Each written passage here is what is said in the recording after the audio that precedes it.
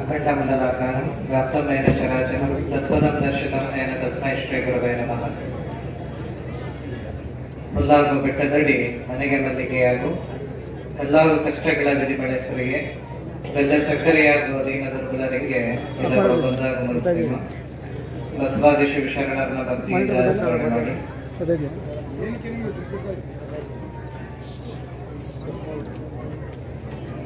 ಈ ದಿನ ಕೊಡಗಾಪುರದಲ್ಲಿ ನಡೆಯುತ್ತಿರುವಂತಹ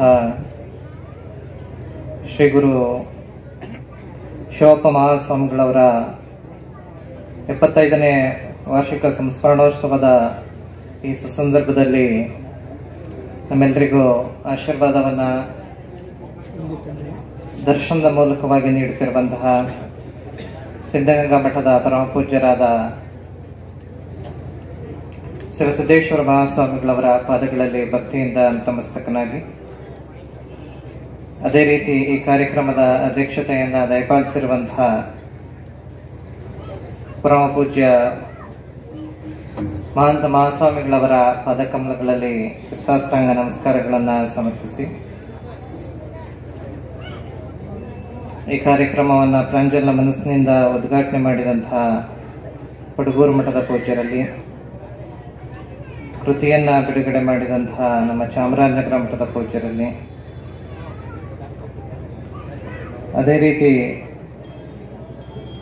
ಈ ಒಂದು ವೇದಿಕೆಯಲ್ಲಿ ಉಪಸ್ಥಿತರಿರುವಂತಹ ಮಡವಾಳ ಸ್ವಾಮಿ ಮಠದ ಪೂಜ್ಯರಲ್ಲಿ, ಮುಡುಗೂರು ಮಠದ ಪೂಜ್ಯರಲ್ಲಿ, ಕಬ್ಬಳ್ಳಿ ಮಠದ ಪೂಜ್ಯರಲ್ಲಿ, ಬೆಳಕವಾಡಿ ಮಠದ ಪೂಜ್ಯರು, ಹುಲ್ಲುಂಬೀದಿ ಮಠದ ಪೂಜ್ಯರು ಹಾಗೂ ಎಲ್ಲ ಅರಗುರು ಚರಮೂರ್ತಿಗಳ ಪಾದಗಳಲ್ಲಿ ಭಕ್ತಿಯಿಂದ ನಮಸ್ಕಾರಗಳನ್ನು ಸಮರ್ಪಿಸಿ, ಈ ಕಾರ್ಯಕ್ರಮದಲ್ಲಿ ಉಪನ್ಯಾಸವನ್ನು ನೀಡಿದಂತಹ ಸಿದ್ದರಾಜಪ್ಪನವರೇ,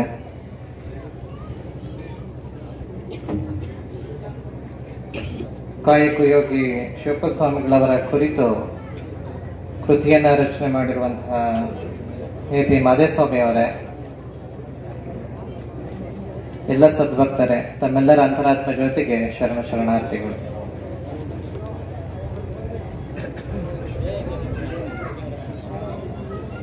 ನಿಮ್ನೆಲ್ಲ ನೋಡಿದ್ರೆ ಇನ್ನೂ ಸಭೆ ಪ್ರಾರಂಭ ಆಗಿಲ್ಲ ಅನ್ನಿಸ್ತಿದೆ. ಯಾವ ಕಾರಣಕ್ಕಾಗಿ ಅಂತ ಅಂದ್ರೆ, ಸಭೆ ಮುಗಿಯ ಅಂತ ಬರ್ತಿದೆ, ಆದ್ರೂ ಯಾರು ಎದ್ದೋಗಿಲ್ಲ. ಆದ್ರೆ ಎಲ್ರು ಕೂತಿದ್ದಾರೆ ಅಂತ ಅಂದ್ರೆ ಸಭೆ ಪ್ರಾರಂಭ ಆಗುತ್ತೆ ಅಂತ ಹೇಳಿ ಕುಳಿತಿರುವ ರೀತಿಯಲ್ಲಿ ನೀವೆಲ್ಲರೂ ಕೂಡ ಕುಳಿತಿದ್ದೀರ. ವಿಶೇಷ ಅನ್ನುವಂತೆ ನಾನು ಬಂದ ತಕ್ಷಣ ಯೋಚನೆ ಮಾಡ್ತಿದ್ದೆ, ಕೊಡಗಾಪುರದಲ್ಲಿ ಯಾವಾಗ ಕಾರ್ಯಕ್ರಮ ಮಾಡಿದ್ರು ವಿಶೇಷವಾಗಿರುತ್ತೆ. ಏನಕ್ಕೆ ವಿಶೇಷ ಅಂತ ಅಂದ್ರೆ, ನಾನು 2ನೇ ಸರಿ ಈ ನಿಮ್ ಕಾರ್ಯಕ್ರಮಕ್ಕೆ ಬರ್ತಿದ್ದು, ಹೋದ ವರ್ಷ ಕಾರ್ಯಕ್ರಮಕ್ಕೂ ಕೂಡ ಬಂದಿದ್ದೆ. ಆಗ್ಲೂ ಕೂಡ ಎಷ್ಟು ಪೆಂಡಾಲ್ ಹಾಕಿದ್ರು ಜಾಗನೇ ಸಾಲ್ತಿರ್ಲಿಲ್ಲ ನಿಮ್ಗೆ. ಅಂದ್ರೆ ಅಷ್ಟು ಜನ ಭಕ್ತಿಯಿಂದ ಕೊನೆವರೆಗೂ ಕುಳಿತಿರ್ತಿದ್ರು. ಇವತ್ತು ಸಹ ನಿಮ್ಮೂರಿನಲ್ಲಿ ಎಷ್ಟು ಪೆಂಡಾಲ್ ಹಾಕಿದ್ರು ಜಾಗ ಖಾಲಿ ಇದೆ ಅನ್ಸೋದೇ ಇಲ್ಲ. ಅಂದ್ರೆ ಯಾವ ಕಾರಣಕ್ಕಾಗಿ ಅಂತ ಅಂದ್ರೆ, ಇಲ್ಲಿ ಯಾರೋ ಒತ್ತಾಯಕ್ಕಾಗಿ ಅಥವಾ ಯಾರನ್ನ ಮೆಚ್ಚಿಸೋದಕ್ಕಾಗಿ ಇದು ಮಾಡುವಂತಹ ಕಾರ್ಯಕ್ರಮವಲ್ಲ. ಶಿವಪ್ಪ ಸ್ವಾಮಿಗಳವರ ಮೇಲೆ, ಗುರುಮಲ್ಲೇಶ್ವರರ ಮೇಲೆ ನೀವಿಟ್ಟಿರುವ ಒಂದು ಭಕ್ತಿಯ ಸಂಕೇತವಾಗಿ ಈ ಕಾರ್ಯಕ್ರಮ ನಡೀತಿರೋದಕ್ಕೆ ಈ ರೀತಿಯ ಒಂದು ವಾತಾವರಣ ನಿರ್ಮಾಣ ಆಗಿದೆ. ಈ ಗ್ರಾಮದಲ್ಲಿ ಏನೇ ವಿಶೇಷವಾಗಿ ಮಾಡಬೇಕು ಅಂತಂದ್ರೂ ದೇವನೂರು ಮಠಕ್ಕೆ ಹೋಗಿ ದೇವನೂರು ಬುದ್ಧಿಯವರ ಅಪ್ಪಣೆಯನ್ನ ತೆಗೆದುಕೊಂಡು ಅವರ ಸಮ್ಮುಖದಲ್ಲೇ ಮಾಡುವಂತಹ ಒಂದು ವಿಶೇಷ ಕಾರ್ಯಕ್ರಮಗಳು ಈ ಗ್ರಾಮದಲ್ಲಿ ಪ್ರತಿಯೊಂದು ಕೂಡ ಯಶಸ್ವಿ ಆಗುತ್ತೆ ಅನ್ನುವಂತಹ ಮಾತನ್ನ ಅನೇಕರು ಕೂಡ ಹೇಳಿದ್ರು. ಮಾತನ್ನ ಕೇಳದೆ ಇದ್ದಾಗ ಏನಾಯ್ತು ಅನ್ನುವಂಥದ್ದನ್ನು ಕೂಡ ಮಾದೇಸ್ವಾಮಿ ಅವರು ಹೇಳಿದ್ರು. ಅಂದ್ರೆ ಗುರುವಿನ ಮೂಲಕವಾಗಿ, ಗುರು ಕಾರುಣ್ಯದ ಮೂಲಕವಾಗಿ, ಗುರುವಿನ ಆಶೀರ್ವಾದದ ಮೂಲಕವಾಗಿ ಏನನ್ನೇ ಮಾಡಿದ್ರು ಕೂಡ ಅದು ಒಂದು ಫಲಪ್ರದವಾಗಿ ಒಂದು ಯಶಸ್ವಿಯಾಗಿ ಕಾರ್ಯ ಆಗುತ್ತೆ ಅನ್ನುವುದಕ್ಕೆ ನಿಮ್ಮ ಗ್ರಾಮವೂ ಕೂಡ ಒಂದು ವಿಶೇಷವಾದಂತಹ ಒಂದು ಉದಾಹರಣೆ. ಇದನ್ನ ವಿಶೇಷವಾಗಿ ನೀವೆಲ್ಲರೂ ಕೂಡ ಒಂದು ಕಾರ್ಯಕ್ರಮವನ್ನ ಆಯೋಜನೆ ಮಾಡಿದ್ದೀರಾ. ನಿಮ್ಮೆಲ್ಲರ ಒಂದು ಪ್ರೀತಿಗೆ ಅನೇಕ ಪೂಜ್ಯರು ಇಲ್ಲಿ ದಯಮಾಡಿಸಿದ್ದಾರೆ. ಆಗ್ಲೇ ನಿಮ್ಮೂರಿಗೆ ಬಂದಾಗ ಪರಮ ಪೂಜ್ಯ ಸಿದ್ಧಗಂಗಾ ಪೂಜ್ಯರ ಒಂದು ಉತ್ಸವವನ್ನ ನೀವೆಲ್ಲರೂ ಮಾಡಬೇಕು ಅಂತ ಹೇಳಿ ನಿಶ್ಚಯ ಮಾಡಿದ್ರಿ. ಪೂಜ್ಯರಿಗೆ ನಾನು ಬರಬೇಕಾದಾಗ ಹೇಳಿದೆ, ಬುದ್ಧಿ ತಾವು ಉತ್ಸವಕ್ಕೆ ಕುಳಿತುಕೊಳ್ಬೇಕಾಗತ್ತೆ, ಎಲ್ಲರೂ ಕೂಡ ಉತ್ಸವವನ್ನ ಆಯೋಜನೆ ಮಾಡಿದ್ದಾರೆ ಅಂತ ಹೇಳಿ. ಏನು ವಿಶೇಷವಾಗಿ ಮಾಡಿದಾರ ಅಂತ ಕೇಳಿದ್ರು. ಹೌದು ಬುದ್ಧಿ, ವಿಶೇಷವಾಗಿ ಮಾಡಿದ್ದಾರೆ, ನಾವು ಇಲ್ಲ ಅನ್ಬಾರ್ದು, ಕುಳಿತುಕೊಳ್ಬೇಕು ಅಂತ ಹೇಳಿ. ಆಯ್ತು, ನೀವಿಲ್ಲ, ನೀವು ಕುಳಿತುಕೊಳ್ಳಿ ಅಂದ್ರೆ ಕುಳಿತುಕೊಳ್ಳೋಣ ಆಯ್ತು ಅಂತ ಅಂದ್ರು. ಹಾಗೆ ಮಾತಾಡ್ತಾ, ಉತ್ಸವದಲ್ಲಿ ಕೂತ್ಕೊಳ್ಳೇಬೇಕಾ, ಅಷ್ಟು ದೊಡ್ಡದ ಉತ್ಸವ ಅಂತ ಅಂದ್ರು.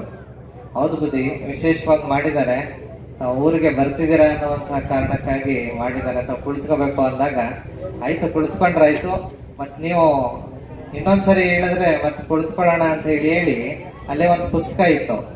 ಆ ಪುಸ್ತಕವನ್ನು ತೆಗೆದು ಇದನ್ನ ಓದ್ಬಿಟ್ಟು ನೀವು ಕುಳಿತುಕೊಳ್ಳಿ ಅಂದ್ರೆ ನಾನು ಕುಳಿತುಕೊಳ್ತೀನಿ, ಅದೇ ದೊಡ್ಡದು ಅಂತ ಹೇಳಿದ್ರು. ಆಗ ಅಲ್ಲಿ ಪುಸ್ತಕ ಯಾವ್ದಿತ್ತು ಅಂತ ಅಂದ್ರೆ ಒಂದು ಬಸವಣ್ಣನವರ ವಚನಗಳ ಪುಸ್ತಕ ಅದು. ನನಗೊಂದು ಸ್ವಲ್ಪ ಕನ್ನಡ ಬರೋದ್ರಿಂದ ನಾನೇ ಓದೋದಕ್ಕೆ ಈಸ್ಕೊಂಡೆ.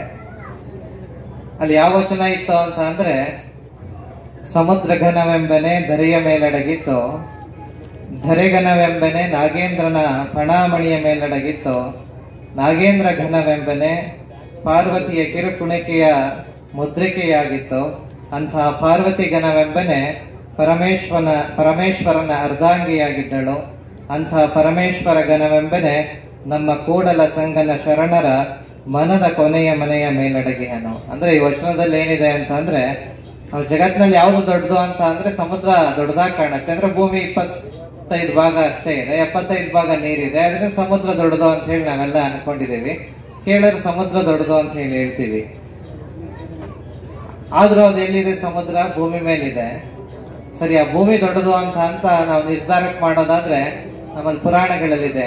ಭೂಮಿ ಯಾವ್ದ್ರ ಮೇಲೆ ನಿಂತಿದೆ ಅಂತ ಅಂದ್ರೆ ನಾಗಶೇಷ ಇದೆ, ಅವನ ಒಂದು ನಾಗರ ಒಂದು ಎಡೆಯ ಮೇಲೆ ಭೂಮಿ ನಿಂತಿದೆ ಹೇಳಿ ಅಂತ ಹೇಳಿ ನಾವು ಪುರಾಣದಲ್ಲಿ ಕೇಳಿದೀವಿ.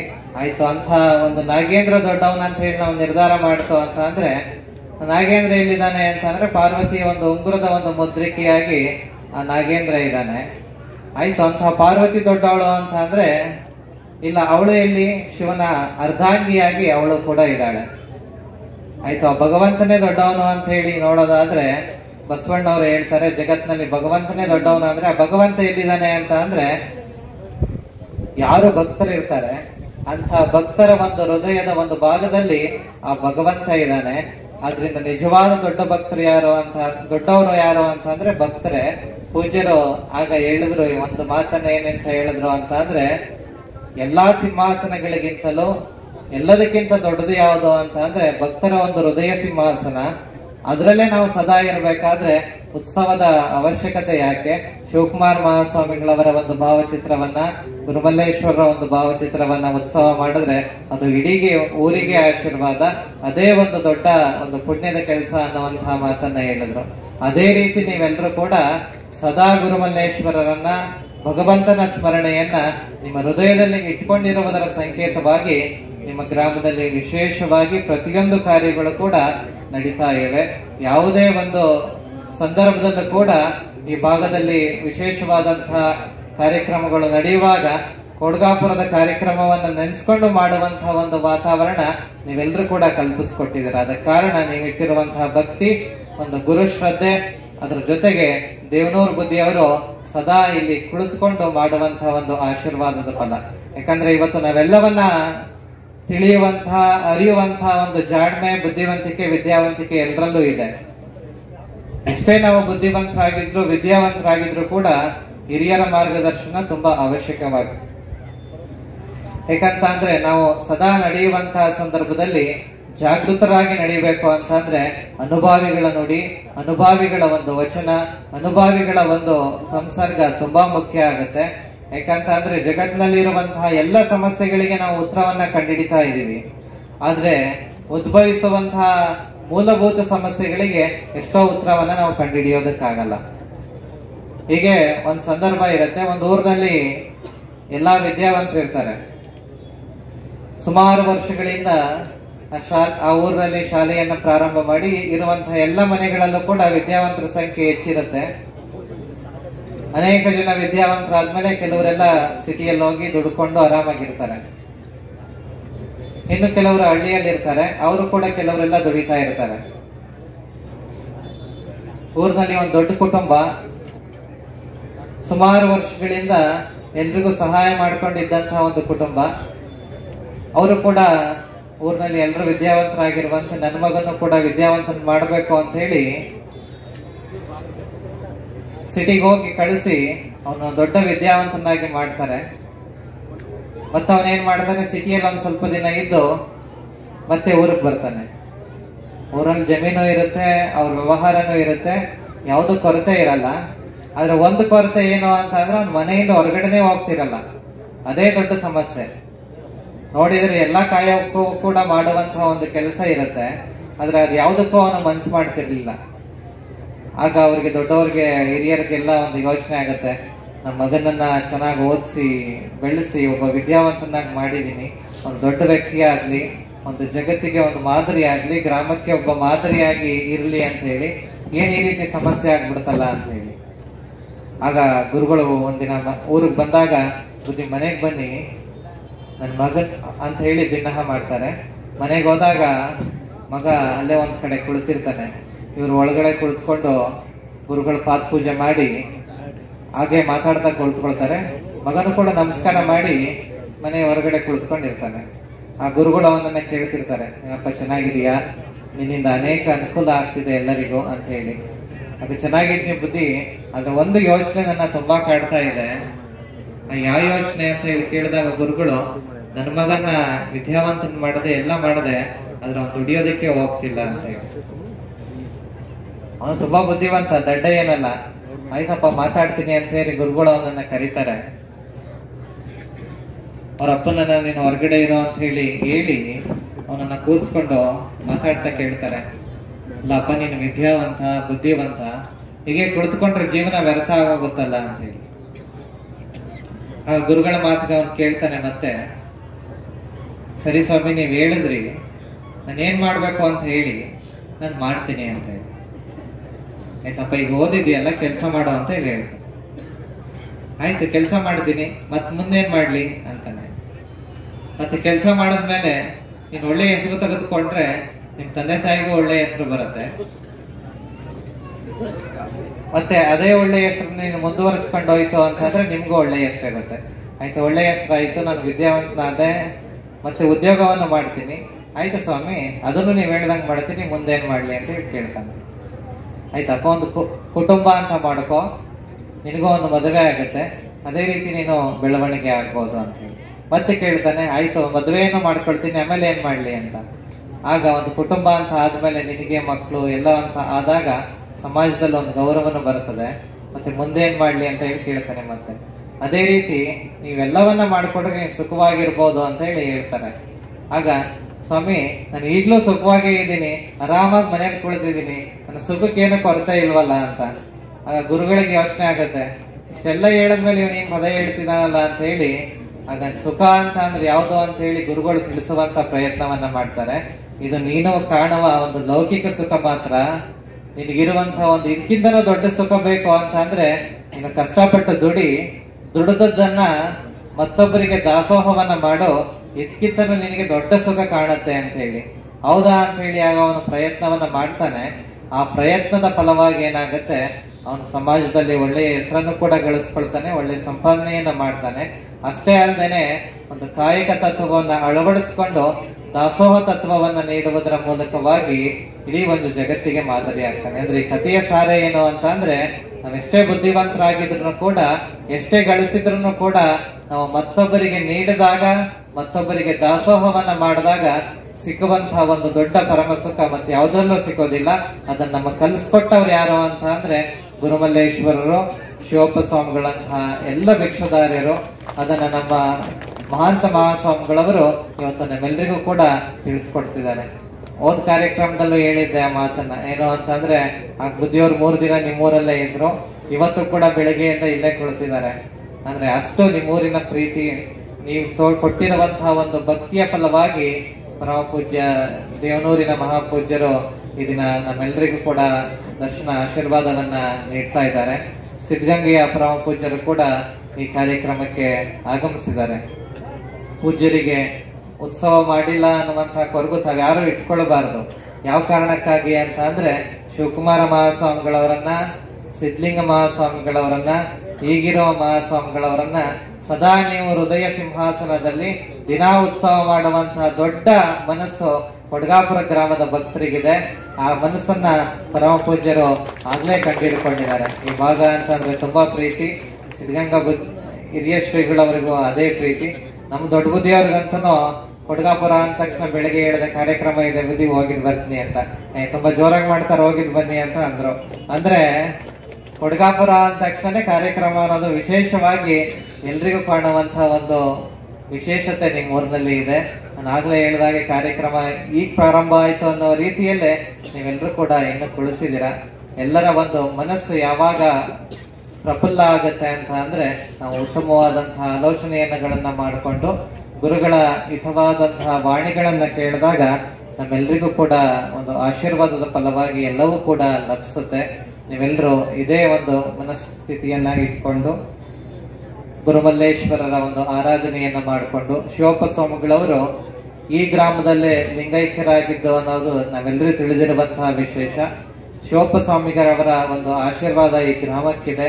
ಒಂದು ಅದರ ಫಲವಾಗಿಯೇ ದೇವನೂರಿನ ಪರಮ ಪೂಜ್ಯರು ತಮ್ಮ ಜೊತೆ ಸದಾ ಇರುವಂತದ್ದು. ಯಾವುದೇ ಒಂದು ಸಂದರ್ಭಗಳಿದ್ರೂ ಕೂಡ ಗುರುಗಳ ಆಶೀರ್ವಾದದ ಮೂಲಕವಾಗಿ ತಾವು ಸದೇ ನಡೆಯಿರಿ ಅನ್ನುವಂತಹ ಮಾತನ್ನ ಹೇಳಿ ಈ ದಿನ ಪರಮ ಪೂಜ್ಯ ಶಿವಪ್ಪ ಮಹಾಸ್ವಾಮಿಗಳವರ ಒಂದು ವಜ್ರ ಮಹೋತ್ಸವವನ್ನು ಕೂಡ ಅನೇಕ ಗ್ರಾಮಗಳಲ್ಲಿ ಆಚರಿಸಿದ್ದಾರೆ. ಅದೇ ರೀತಿ ನೀವು ಕೂಡ ಆಚರಿಸ್ತಿದ್ದೀರಾ. ಆ ಶಿವಪ್ಪ ಸ್ವಾಮಿಗಳವರ ಗುರುಮಲ್ಲೇಶ್ವರರ ಆಶೀರ್ವಾದ ನಿಮ್ಮೆಲ್ಲರಿಗೂ ಇರಲಿ ಅನ್ನುವಂತಹ ಮಾತುಗಳನ್ನ ಹೇಳಿ ನನ್ನ ಎರಡು ಮಾತುಗಳಿಗೆ ವಿರಾಮ ನೀಡ್ತಾ ಇದ್ದೀನಿ. ಕ್ಷಮಿಸೋಣ.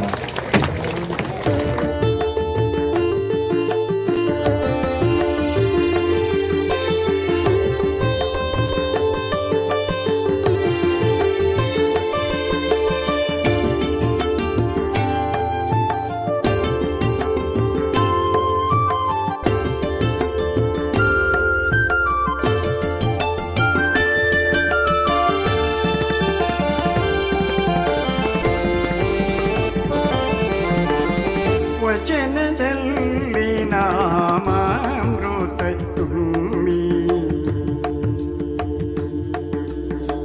ವಚನದಲ್ಲಿ ನಾಮಾಮೃತ ತುಂಬಿ, ನಯನದಲ್ಲಿ ನಿಮ್ಮ ಮೂರುತಿ ತುಂಬಿ, ವಚನದಲ್ಲಿ ನಾಮಾಮೃತ ತುಂಬಿ, ನಯನದಲ್ಲಿ ನಿಮ್ಮ ಮೂರುತಿ ತುಂಬಿ, ವಚನದಲ್ಲಿ ನಾಮಾಮೃತ ತುಂಬಿ. ಶಿವಪ್ಪ ಮಹಾಸ್ವಾಮಿಗಳ ವರ್ಷ 75ನೇ ವಾರ್ಷಿಕ ಸಂಸ್ಮರಣಾ ಮಹೋತ್ಸವ ವಜ್ರ ಮಹೋತ್ಸವದ ದಿವ್ಯ ಸಾನ್ನಿಧ್ಯವನ್ನು ದಯಪಾಲಿಸಿರ್ತಕ್ಕಂಥ ಪರಮ ಪೂಜ್ಯ ಶ್ರೀ ಕ್ಷೇತ್ರ ಸಿದ್ಧಗಂಗಾ ಕ್ಷೇತ್ರಾಧಿಪತಿಗಳಾದಂಥ ಶಿವಸಿದ್ದೇಶ್ವರ ಮಹಾಸ್ವಾಮಿಗಳಲ್ಲಿ ಹಾಗೂ ಕನಕಪುರ ದೇಗುಲ ಮಠದ ಕಿರಿಯ ಶ್ರೀಗಳಾದಂಥ ನಿರಂಜನ ಪ್ರಣವ ಸ್ವರೂಪಿ ಚನ್ನಬಸವ ಮಹಾಸ್ವಾಮಿಗಳವರಲ್ಲಿ ನಮ್ಮ ಪ್ರಣಾಮಗಳನ್ನು ಸಲ್ಲಿಸುತ್ತಾ ಈ ಸಭೆಯನ್ನು ಉದ್ದೇಶಿಸಿ ಉದ್ಘಾಟನೆಯನ್ನು ಮಾಡಿದಂಥ ಅಡವಿ ಮಠಾಧೀಶರಲ್ಲಿ ಹಾಗೂ ಗ್ರಂಥ ಬಿಡುಗಡೆ ಮಾಡಿದಂಥ ಚನ್ನಬಸವ ಸ್ವಾಮಿಗಳವರು ಚಾಮರಾಜನಗರ ಹಾಗೂ ಎಲ್ಲ ಪೂಜ್ಯ ಹರಗುರು ಚರಮೂರ್ತಿಗಳ ಪಾದಾರವಿಂದದಲ್ಲಿ ಭಕ್ತಿಪೂರ್ವಕವಾದ ನಮನಗಳನ್ನು ಸಲ್ಲಿಸುತ್ತಾ ಭಕ್ತ ಮಹಾಶಯರೇ, ತಾಯಂದಿರೇ, ಈಗಾಗಲೇ ಇಷ್ಟೊತ್ತು ಕೂಡ ಶ್ರೀ ಗುರು ಶಿವಪ್ಪ ಮಹಾಸ್ವಾಮಿಗಳವರ ಬಗ್ಗೆ ಸಾಕಷ್ಟು ವಿಚಾರಗಳನ್ನು ತಿಳಿಸಿದ್ದಾರೆ ಮತ್ತು ಸಿದ್ದರಾಜಪ್ಪನವರು ಬೇಕಾದಷ್ಟು ವಿಚಾರಗಳನ್ನು ತಿಳಿಸಿದ್ದಾರೆ. ನಮ್ಮ ಗ್ರಂಥ ಬರೆದಂಥ ಮಹಾದೇವರು ಸ್ವಾಮಿಯವರು ಕೂಡ ಈ ಒಂದು ಅಲ್ಪ ದಿನದಲ್ಲಿ ಒಂದು ಗ್ರಂಥ ರೂಪವನ್ನು ಮಾಡಿ ಇದನ್ನು ಪ್ರಕಟಣೆ ಮಾಡಿದ್ದಾರೆ. ಸಹಾಯಕವಾಗಿ ನಮ್ಮ ಜಯಶೇಖರಪ್ಪನವರು ಅವರೆಲ್ಲ ಸಹಕಾರ ಮಾಡಿ ಒಂದು ಗ್ರಂಥವನ್ನು ಮಾಡಿದ್ದಾರೆ. ಒಟ್ಟಿನಲ್ಲಿ ಎಲ್ಲ ಗ್ರಾಮಸ್ಥರೆಲ್ಲ ಸೇರಿ ಈ ಒಂದು ಒಂದೇ ಮನಸ್ಸಿನಿಂದ ಈ ಒಂದು ಕಾರ್ಯವನ್ನು ಬಹಳ ವಿಜೃಂಭಣೆಯಿಂದ ನೆರವೇರಿಸಿದ್ದಾರೆ. ಪೂಜ್ಯ ಶ್ರೀಗಳವರು ಸುಮಾರು 300 ಕಿಲೋಮೀಟರ್ನಿಂದ ಆಗಮಿಸಿ ಈ ಕಾರ್ಯಕ್ರಮದಲ್ಲಿ ಭಾಗಿಗಳಾಗಿದ್ದಾರೆ. ಹಿಂದಿನ ಪೂಜ್ಯ ಶ್ರೀಗಳವರು ಕೂಡ ಅವರು ಎಷ್ಟೇ ಇದಾದರೂ ಕೂಡ ಬಂದು ಇಲ್ಲಿ ಈ ಕಡೆ ಎಲ್ಲ ಪ್ರವಾಸ ಮಾಡಿ ಅವರ ಒಂದು ಪ್ರಭಾವದಿಂದ ಇಲ್ಲಿ ಎಲ್ಲ ಇದಾಗಿದೆ. ಆದ್ದರಿಂದ ಅದೇ ಒಂದು ಇದನ್ನು ಇಟ್ಕೊಂಡು ಪೂಜ್ಯರು ದಯಮಾಡಿಸಿ ಈ ಕಾರ್ಯಕ್ರಮದಲ್ಲಿ ನೆರವೇರಿಸಿ ಭಾಳ ಚೆನ್ನಾಗಿ ವ್ಯವಸ್ಥೆ ಆಗಿದೆ. ಎಲ್ಲ ಮಾತನಾಡಿದವರು ಕೂಡ ಭಾಳ ಚೆನ್ನಾಗಿ ಮಾತನಾಡಿದ್ದಾರೆ. ಮಾತನಾಡಲು ಸುಲಭ, ಆದರೆ ಅದನ್ನು ಕಾರ್ಯರೂಪಕ್ಕೆ ತರಬೇಕು. ಆದಷ್ಟು ಒಂದು ಹೇಳಿದಂಥ ಪೂಜ್ಯರ ಒಂದು ವಾಕ್ಯವನ್ನು ಪರಿಪಾಲನೆ ಮಾಡಬೇಕು.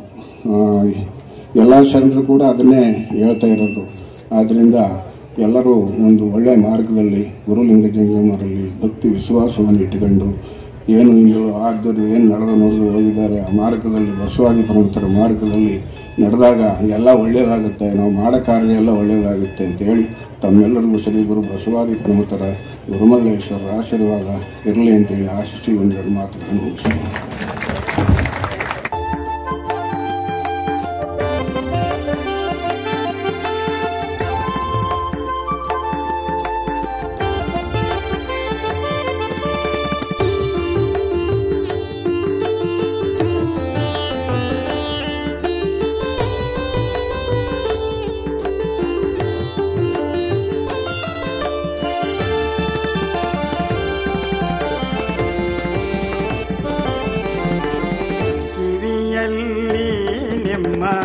ಕೀರುತಿ ತುಂಬಿ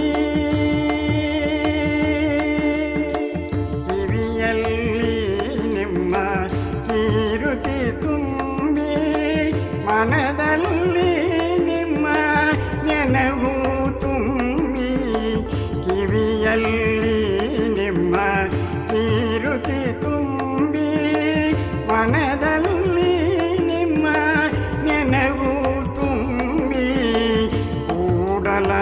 ಸಂಗಮ ದೇವ ನಿಮ್ಮ ತಿಂಗಳೊಳಗೆ ಬೆಳಗುವ ಬೆಳ್ಳಿ ಬೆಟ್ಟವು ನೀವು, ಸ್ಫಟಿಕದ ಘಟದೊಳಗೆ ಒಳೆಯುವ ದಿವ್ಯ ದೀಪವು ನೀವು.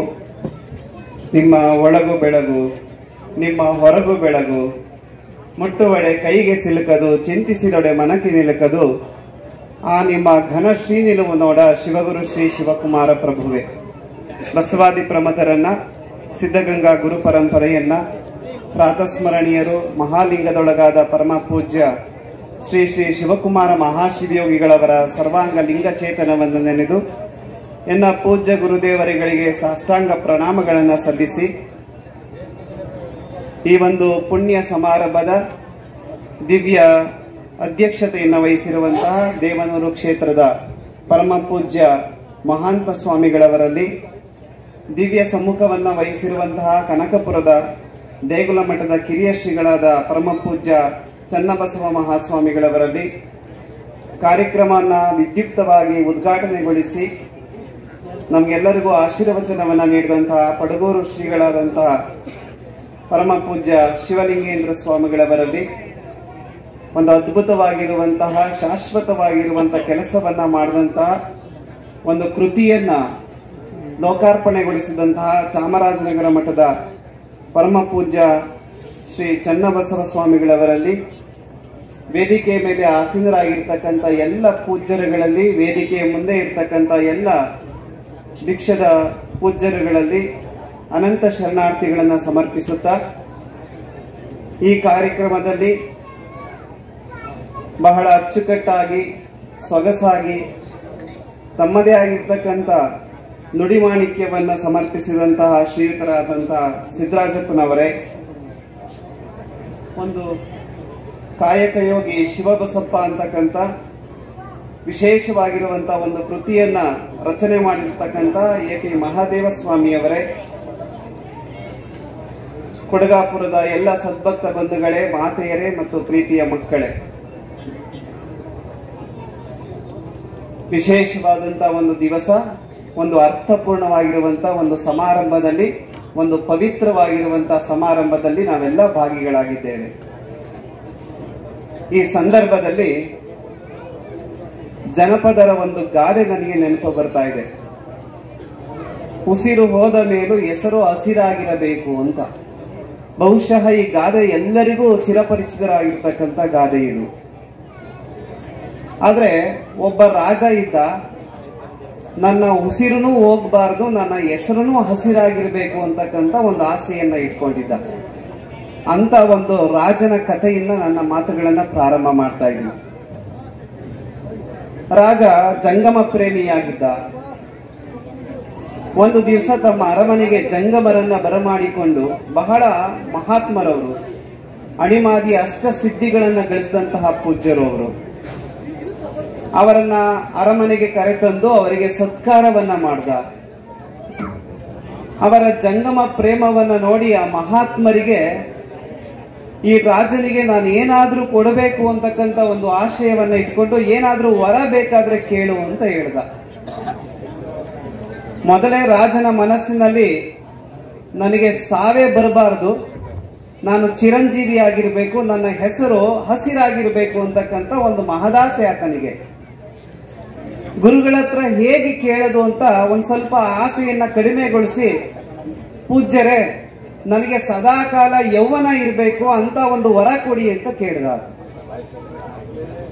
ಅದಕ್ಕೆ ಆ ಮಹಾತ್ಮರು ಹೇಳ್ತಾರೆ, ನಿನ್ನ ಅರಮನೆಯ ಪೂರ್ವ ದಿಕ್ಕಿನಲ್ಲಿ ನಡ್ಕೊಂಡು ಹೋಗು, ಸುಮಾರು ದೂರಗಳು ಕ್ರಮಿಸಿದ ನಂತರ ಒಂದು ದೊಡ್ಡ ಪಟ್ಟಣ ಸಿಗುತ್ತೆ.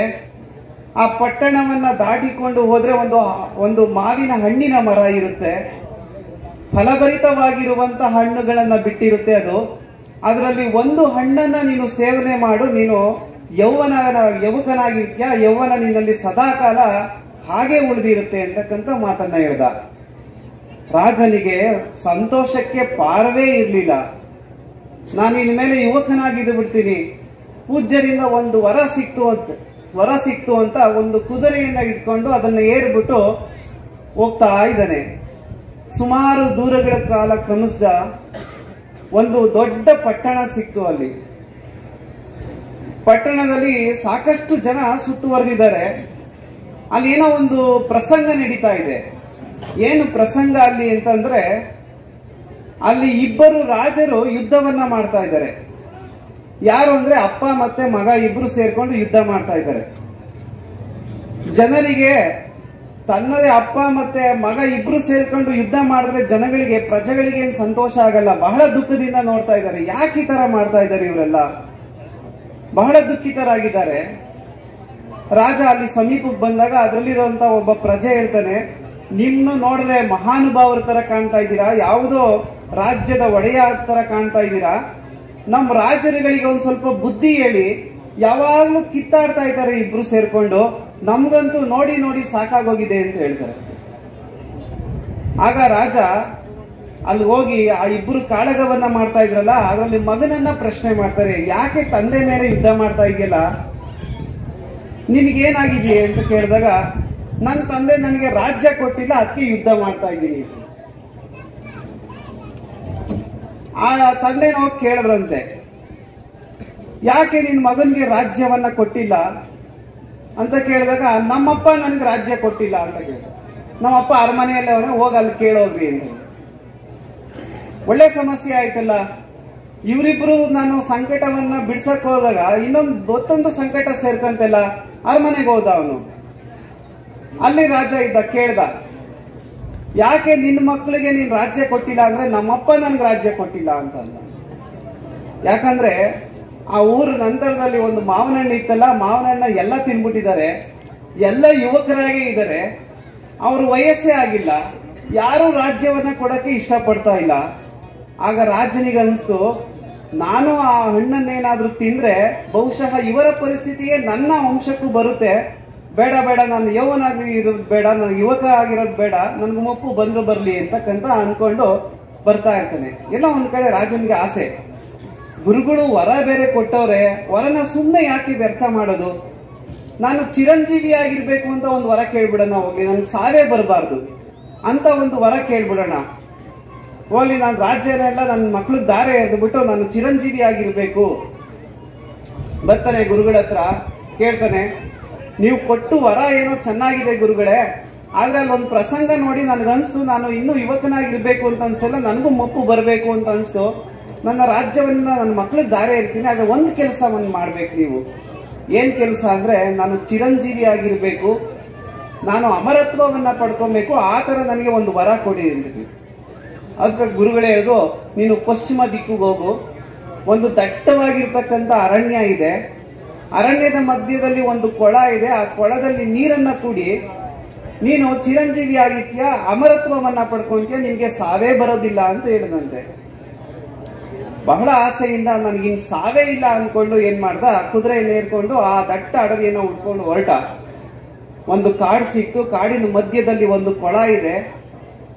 ಕೊಳದ ಹತ್ರ ಹೋದ, ನೀರನ್ನ ಕುಡಿಬೇಕು, ಕೈಯಲ್ಲಿ ಎತ್ಕೊಂತಾ ಇದ್ದಾನೆ. ಯಾಕೋ ದುರ್ವಾಸನೆ ಬರ್ತಾ ಇದೆ, ಅದು ಕೆಟ್ಟದಾಗಿರ್ತಕ್ಕಂಥ ವಾಸನೆ ಬರ್ತಾ ಇದೆ.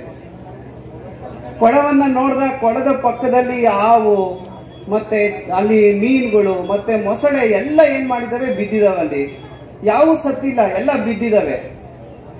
ಅವುಗಳ ಚರ್ಮ ಎಲ್ಲ ಸುಲ್ದೋಗಿದೆ, ಕೀವುಗಳಿಂದ ತುಂಬಿದೆ, ಕೆಟ್ಟದಾಗಿರ್ತಕ್ಕಂಥ ವಾಸನೆ ಬಂದಿದೆ. ಅವುಗೆ ಸಾವೇ ಇಲ್ಲ, ಆದ್ರೆ ನೋವಿನಿಂದ ನರಳುತ್ತಾ ಇದ್ದು. ಮೊಸಳಿನ ಕೇಳದಂತೆ ಆ ರಾಜ, ಅಲ್ಲ ಈ ತರ ಅವಸ್ಥೆಯನ್ನು ಇಟ್ಕೊಂಡು ಇನ್ನೂ ಬದುಕಿದ್ಯಲ್ಲ, ನೀನ್ ಸಾಯೋದಾದ್ರೂ ಸಾಯಬಾರ್ದ ಅಂತಕ್ಕಂಥ ಮಾತನ್ನು ಹೇಳಿದಾಗ, ಸ್ವಾಮಿ ಈ ಕೊಳದಲ್ಲಿರ್ತಕ್ಕಂಥ ನೀರನ್ನ ನಾನು ಕುಡ್ದಾಗ ನನ್ಗೆ ಸಾವೇ ಬರ್ತಾ ಇಲ್ಲ, ಅಮರತ್ವವನ್ನ ಪಡ್ಕೊಂಡಿದ್ರೆ, ಆದ್ರೆ ಏನ್ ಮಾಡ್ತೀರಾ, ಈ ದೇಹ ಅಂತಕ್ಕಂಥದ್ದು ಅದು ಕೇಳಬೇಕಲ್ಲ, ನೋವು ನನ್ನನ್ನು ಬಾಧಿಸ್ತಾ ಇದೆ. ಆಗ ರಾಜ ಯೋಚನೆ ಮಾಡ್ದ, ನಾನು ಚಿರಂಜೀವಿಯಾಗಿಯೂ ಇರಬಾರ್ದು, ಅಮರತ್ವನೂ ಬೇಡ ಕಣಪ್ಪ ನನಗೆ. ಆ ಥರನೂ ಯೋಚನೆ ಬಂತು. ಮತ್ತೆ ಬಂದ ಗುರುಗಳ ಹತ್ರ, ಈ ತರ ಒಂದು ಪ್ರಸಂಗ ಆಯ್ತು, ಏನ್ ಮಾಡೋದು ಗುರುಗಳೇ, ನನ್ನ ಹೆಸರು ಹಸಿರಾಗಿ ಉಳಿಬೇಕು ಅಂತ ಕೇಳ್ತಾನೆ. ಆಗ ಗುರುಗಳು ಒಂದು ಮಾತನ್ನ ಹೇಳ್ತಾರೆ, ನಿನ್ನ ಹೆಸರು ಹಸಿರಾಗಿ ಅದು ಶಾಶ್ವತವಾಗಿ ಅಮರತ್ವವನ್ನ ಪಡಿಬೇಕು ಅಂದ್ರೆ ಧರ್ಮ ಮಾರ್ಗದಲ್ಲಿ ನಡೆದು ಸೇವೆ ಮತ್ತು ತ್ಯಾಗವನ್ನ ನಿನ್ನ ಜೀವನದಲ್ಲಿ ಅಳವಡಿಸ್ಕೋ ಅಂತಕ್ಕಂಥ ಮಾತನ್ನ ಹೇಳ್ತಾರೆ. ಯಾಕೆ ಈ ಸೇವೆ ಮತ್ತೆ ತ್ಯಾಗವನ್ನ ನಾನು ಯಾಕೆ ಈ ಎರಡು ಪದಗಳನ್ನ ತೆಗೆದುಕೊಂಡೆ ಅಂತಂದ್ರೆ, ಭಾರತದ ಭೂಪಟವನ್ನ, ಅದು ಧರ್ಮದ ಭೂಪಟವನ್ನ ನೋಡಿದಾಗ ಈ ನೆಲದ ಧರ್ಮ ಎಂತದ್ದು ಅಂದ್ರೆ, ಈ ನೆಲದಲ್ಲಿ ಅನೇಕ ಸಾಧು ಸಂತರು ಮಹನೀಯರು ಮತ್ತೆ ವಿಶೇಷವಾಗಿ ಇಲ್ಲಿ ಸಾಧಕರು ಇವರೆಲ್ಲ ಈ ಜಗತ್ತಿನಲ್ಲಿ ಅವತರಿಸಿ ನೊಂದವರಿಗೆ, ದೀನ ದಲಿತರಿಗೆ, ಬಡವರಿಗೆ ತಮ್ಮದೇ ಆಗಿರ್ತಕ್ಕಂಥ ಜೀವನವನ್ನ ಮುಡುಪಾಗಿಟ್ಟಿದ್ದಾರೆ, ಸೇವೆಯನ್ನ ಮಾಡ್ತಕ್ಕಂಥ ಕೆಲಸವನ್ನ ಮಾಡ್ತಾರೆ. ಅದಕ್ಕೆ ಉಪನಿಷತ್ತಿನಲ್ಲಿ ಒಂದು ಮಾತಿದೆ, ನ ಕರ್ಮಣ ನ ಪ್ರಜಯ ನ ಧನೇನ ತ್ಯಾಗೇನ ಏಕೇನ ಅಮೃತತ್ವ ಮಾನಶುಹು ಅಂತ. ಕೆಲವು ಸತಿ ನಾವು ಮಾಡಿದಂತ ಕೆಲಸ ಕಾರ್ಯದಿಂದ ನಾವು ಅಮರತ್ವ ಪಡ್ಕೊಳೋದಿಲ್ಲ. ನ ಪ್ರಜಯ, ನಮ್ಮ ಸಂತತಿಯಿಂದ ನಾವು ಹೆಸರನ್ನ ಉಳಿಸ್ಕೊಳಕ್ ಸಾಧ್ಯ ಇಲ್ಲ. ನೋಡಿ, ನಿಮ್ಮ ಮಕ್ಕಳಿಗೆ ನಿಮ್ಮ ಹೆಸರು ಗೊತ್ತು, ತಂದೆ ಹೆಸರು ಗೊತ್ತಿದೆ, ಅವ್ರ ತಾತನ ಹೆಸರು ಗೊತ್ತು, ಕೊನೆ ಪಕ್ಷ ಏನಾದ್ರೂ ಪ್ರಯತ್ನ ಪಟ್ರೆ ಮುತ್ತಾತನ ಹೆಸರು ಗೊತ್ತು, ಅವ್ರ ತಾತನ ಹೆಸರು ಯಾರಿಗೂ ಗೊತ್ತೇ ಇಲ್ಲ. ಅದು ಯಾಕಂದ್ರೆ ಸಂತತಿಯಿಂದ ನಾವು ಅಮರತ್ವವನ್ನ ಪಡ್ಕೊಳಕ್ಕೆ ಸಾಧ್ಯ ಇಲ್ಲ. ನ ಪ್ರಜಯ ನ ಧನೇನ, ನಮ್ಮಲ್ಲಿರ್ತಕ್ಕಂಥ ಸಂಪತ್ತು, ಎಷ್ಟೇ ಸಂಪತ್ತನ್ನ ನಾವು ಕೂಡಿಟ್ರಿ ನಮ್ಮ ಮುಂದೆ ಬರ್ತಕ್ಕಂಥ ಜನಾಂಗ ಅದನ್ನ ಕರಗಿಸಿ ನಮ್ಮ ಹೆಸರನ್ನ ಮರೆಯುವಂತ ಸಂದರ್ಭ ಬರುತ್ತೆ. ಹಾಗಾಗಿ ನಾವು ಅಮರತ್ವವನ್ನ ಪಡ್ಕೊಂಡಿದ್ದ, ಅದಕ್ಕೆ ಹೇಳ್ತಾರೆ ತ್ಯಾಗೇನ ಏಕೇನ ಅಮೃತತ್ವ ಮಾನಶುಹು. ನಾವೇನಾದ್ರೂ ಅಮರತ್ವ, ನಾವು ಚಿರಂಜೀವಿ ಆಗಿರ್ಬೇಕು ಅಂತಂದ್ರೆ ಅದು ತ್ಯಾಗದಿಂದ ಮಾತ್ರ ಸಾಧ್ಯ ಅಂತಕ್ಕಂಥ ಮಾತನ್ನ ಹೇಳ್ತಾರೆ. ಅದನ್ನ ಸಂಸ್ಕೃತದಲ್ಲಿ ಒಬ್ಬ ಸುಭಾಷಿತಕಾರ ಈ ತರ ಹೇಳ್ತಾರೆ, ಒಂದು ಮಾತನ್ನ, ತ್ಯಾಗ ಏಕೋ ಗುಣಶ್ಲಾಘ್ಯ ಕಿಮನೈರ್ ಗುಣರಾಶಿಭಿಹಿ ತ್ಯಾಗಾತ್ ಜಗತಿ ಪೂಜ್ಯಂತೆ ಪಶು ಪಾಷಾಣ ಪಾದಪಾಹ ಅಂತ. ರಾಶಿ ರಾಶಿ ಗುಣಗಳಿದಾವೆ ಇವತ್ತು. ಆ ಎಲ್ಲ ರಾಶಿ ರಾಶಿ ಗುಣಗಳಿಗಿಂತ ಅತ್ಯಂತ ಶ್ರೇಷ್ಠವಾಗಿರ್ತಕ್ಕಂಥ ಗುಣ ಯಾವುದು ಅಂದ್ರೆ ಅದು ತ್ಯಾಗ ಅಂತಕ್ಕಂಥ ಗುಣ. ಅಂತಹ ತ್ಯಾಗದಿಂದ, ಸೇವೆಯಿಂದ ಈ ಸಮಾಜದಲ್ಲಿ ಅನೇಕ ಮಹಂತರ ಸಾಲಿನಲ್ಲಿ ಸೇರ್ತಕ್ಕಂಥವ್ರು ಯಾರಾದ್ರೂ ಇದ್ರೆ ಅದು ಗುರುಮಲ್ಲೇಶ್ವರರು ಅಂತಕ್ಕಂಥ ಮಾತನ್ನ ಈ ಸಂದರ್ಭದಲ್ಲಿ ನಾವು ನೆನೆಸ್ಕೊಳ್ಬೇಕಾಗಿರುವಂತಹದ್ದು. ಗುರುಮಲ್ಲೇಶ್ವರರು ಹೇಗಿದ್ರಪ್ಪ ಅಂತಂದ್ರೆ, ವಿಶೇಷವಾಗಿ ಅವರು ನೊಂದವರಿಗೆ, ದೀನ ದಲಿತರಿಗೆ ಮತ್ತೆ ಭಕ್ತರಿಗೆ ಭಕ್ತಿಯ ಕಾರುಣ್ಯವನ್ನ ನೀಡುವಂತ ಕೆಲಸವನ್ನ ಮಾಡಿದ್ರು. ಅಷ್ಟೇ ಅಲ್ಲ, ಅವರ ಆಧಾರ ಸ್ತಂಭವಾಗಿರುವಂತಹ ಎರಡು ತತ್ವಗಳನ್ನ ಈ ಸಂದರ್ಭದಲ್ಲಿ ನಾವೆಲ್ಲ ಸ್ಮರಣೆ ಮಾಡಿಕೊಳ್ಬೇಕಾಗಿರ್ತಕ್ಕಂಥದ್ದು. ಅದು ಶರಣ ಧರ್ಮದ ಆಧಾರ ಸ್ತಂಭಗಳು ಸಹ ಆಗಿರುವಂತಹದ್ದು. ಅದೇ ಕಾಯಕ ಮತ್ತೆ ದಾಸೋಹ ಅಂತಕ್ಕಂಥ ಎರಡು ತತ್ವಗಳು. ಗುರುಮಲ್ಲೇಶ್ವರರಲ್ಲಿ ಒಂದು ವಿಶೇಷವಾಗಿರುವಂತಹ ನಾವು ಈ ತತ್ವಗಳಲ್ಲಿ ಕಾಣಬಹುದಾಗಿದ್ರು ಅಂತಂದ್ರೆ, ಕಾಯಕದಲ್ಲಿ ಕೈಲಾಸವನ್ನ ಕಾಣಿ ಅಂತ ಹೇಳಿದ್ರು ಒಂದ್ ಕಡೆ, ಇನ್ನೊಂದು ಕಡೆ ಕಾಯದಲ್ಲಿ ಕೈಲಾಸವನ್ನ ಕಾಣಿ ಅಂತಕ್ಕಂಥದ್ದು. ನೋಡಿ, ವಿಶೇಷವಾಗಿರುವಂತಹ ತತ್ವ ಇದು.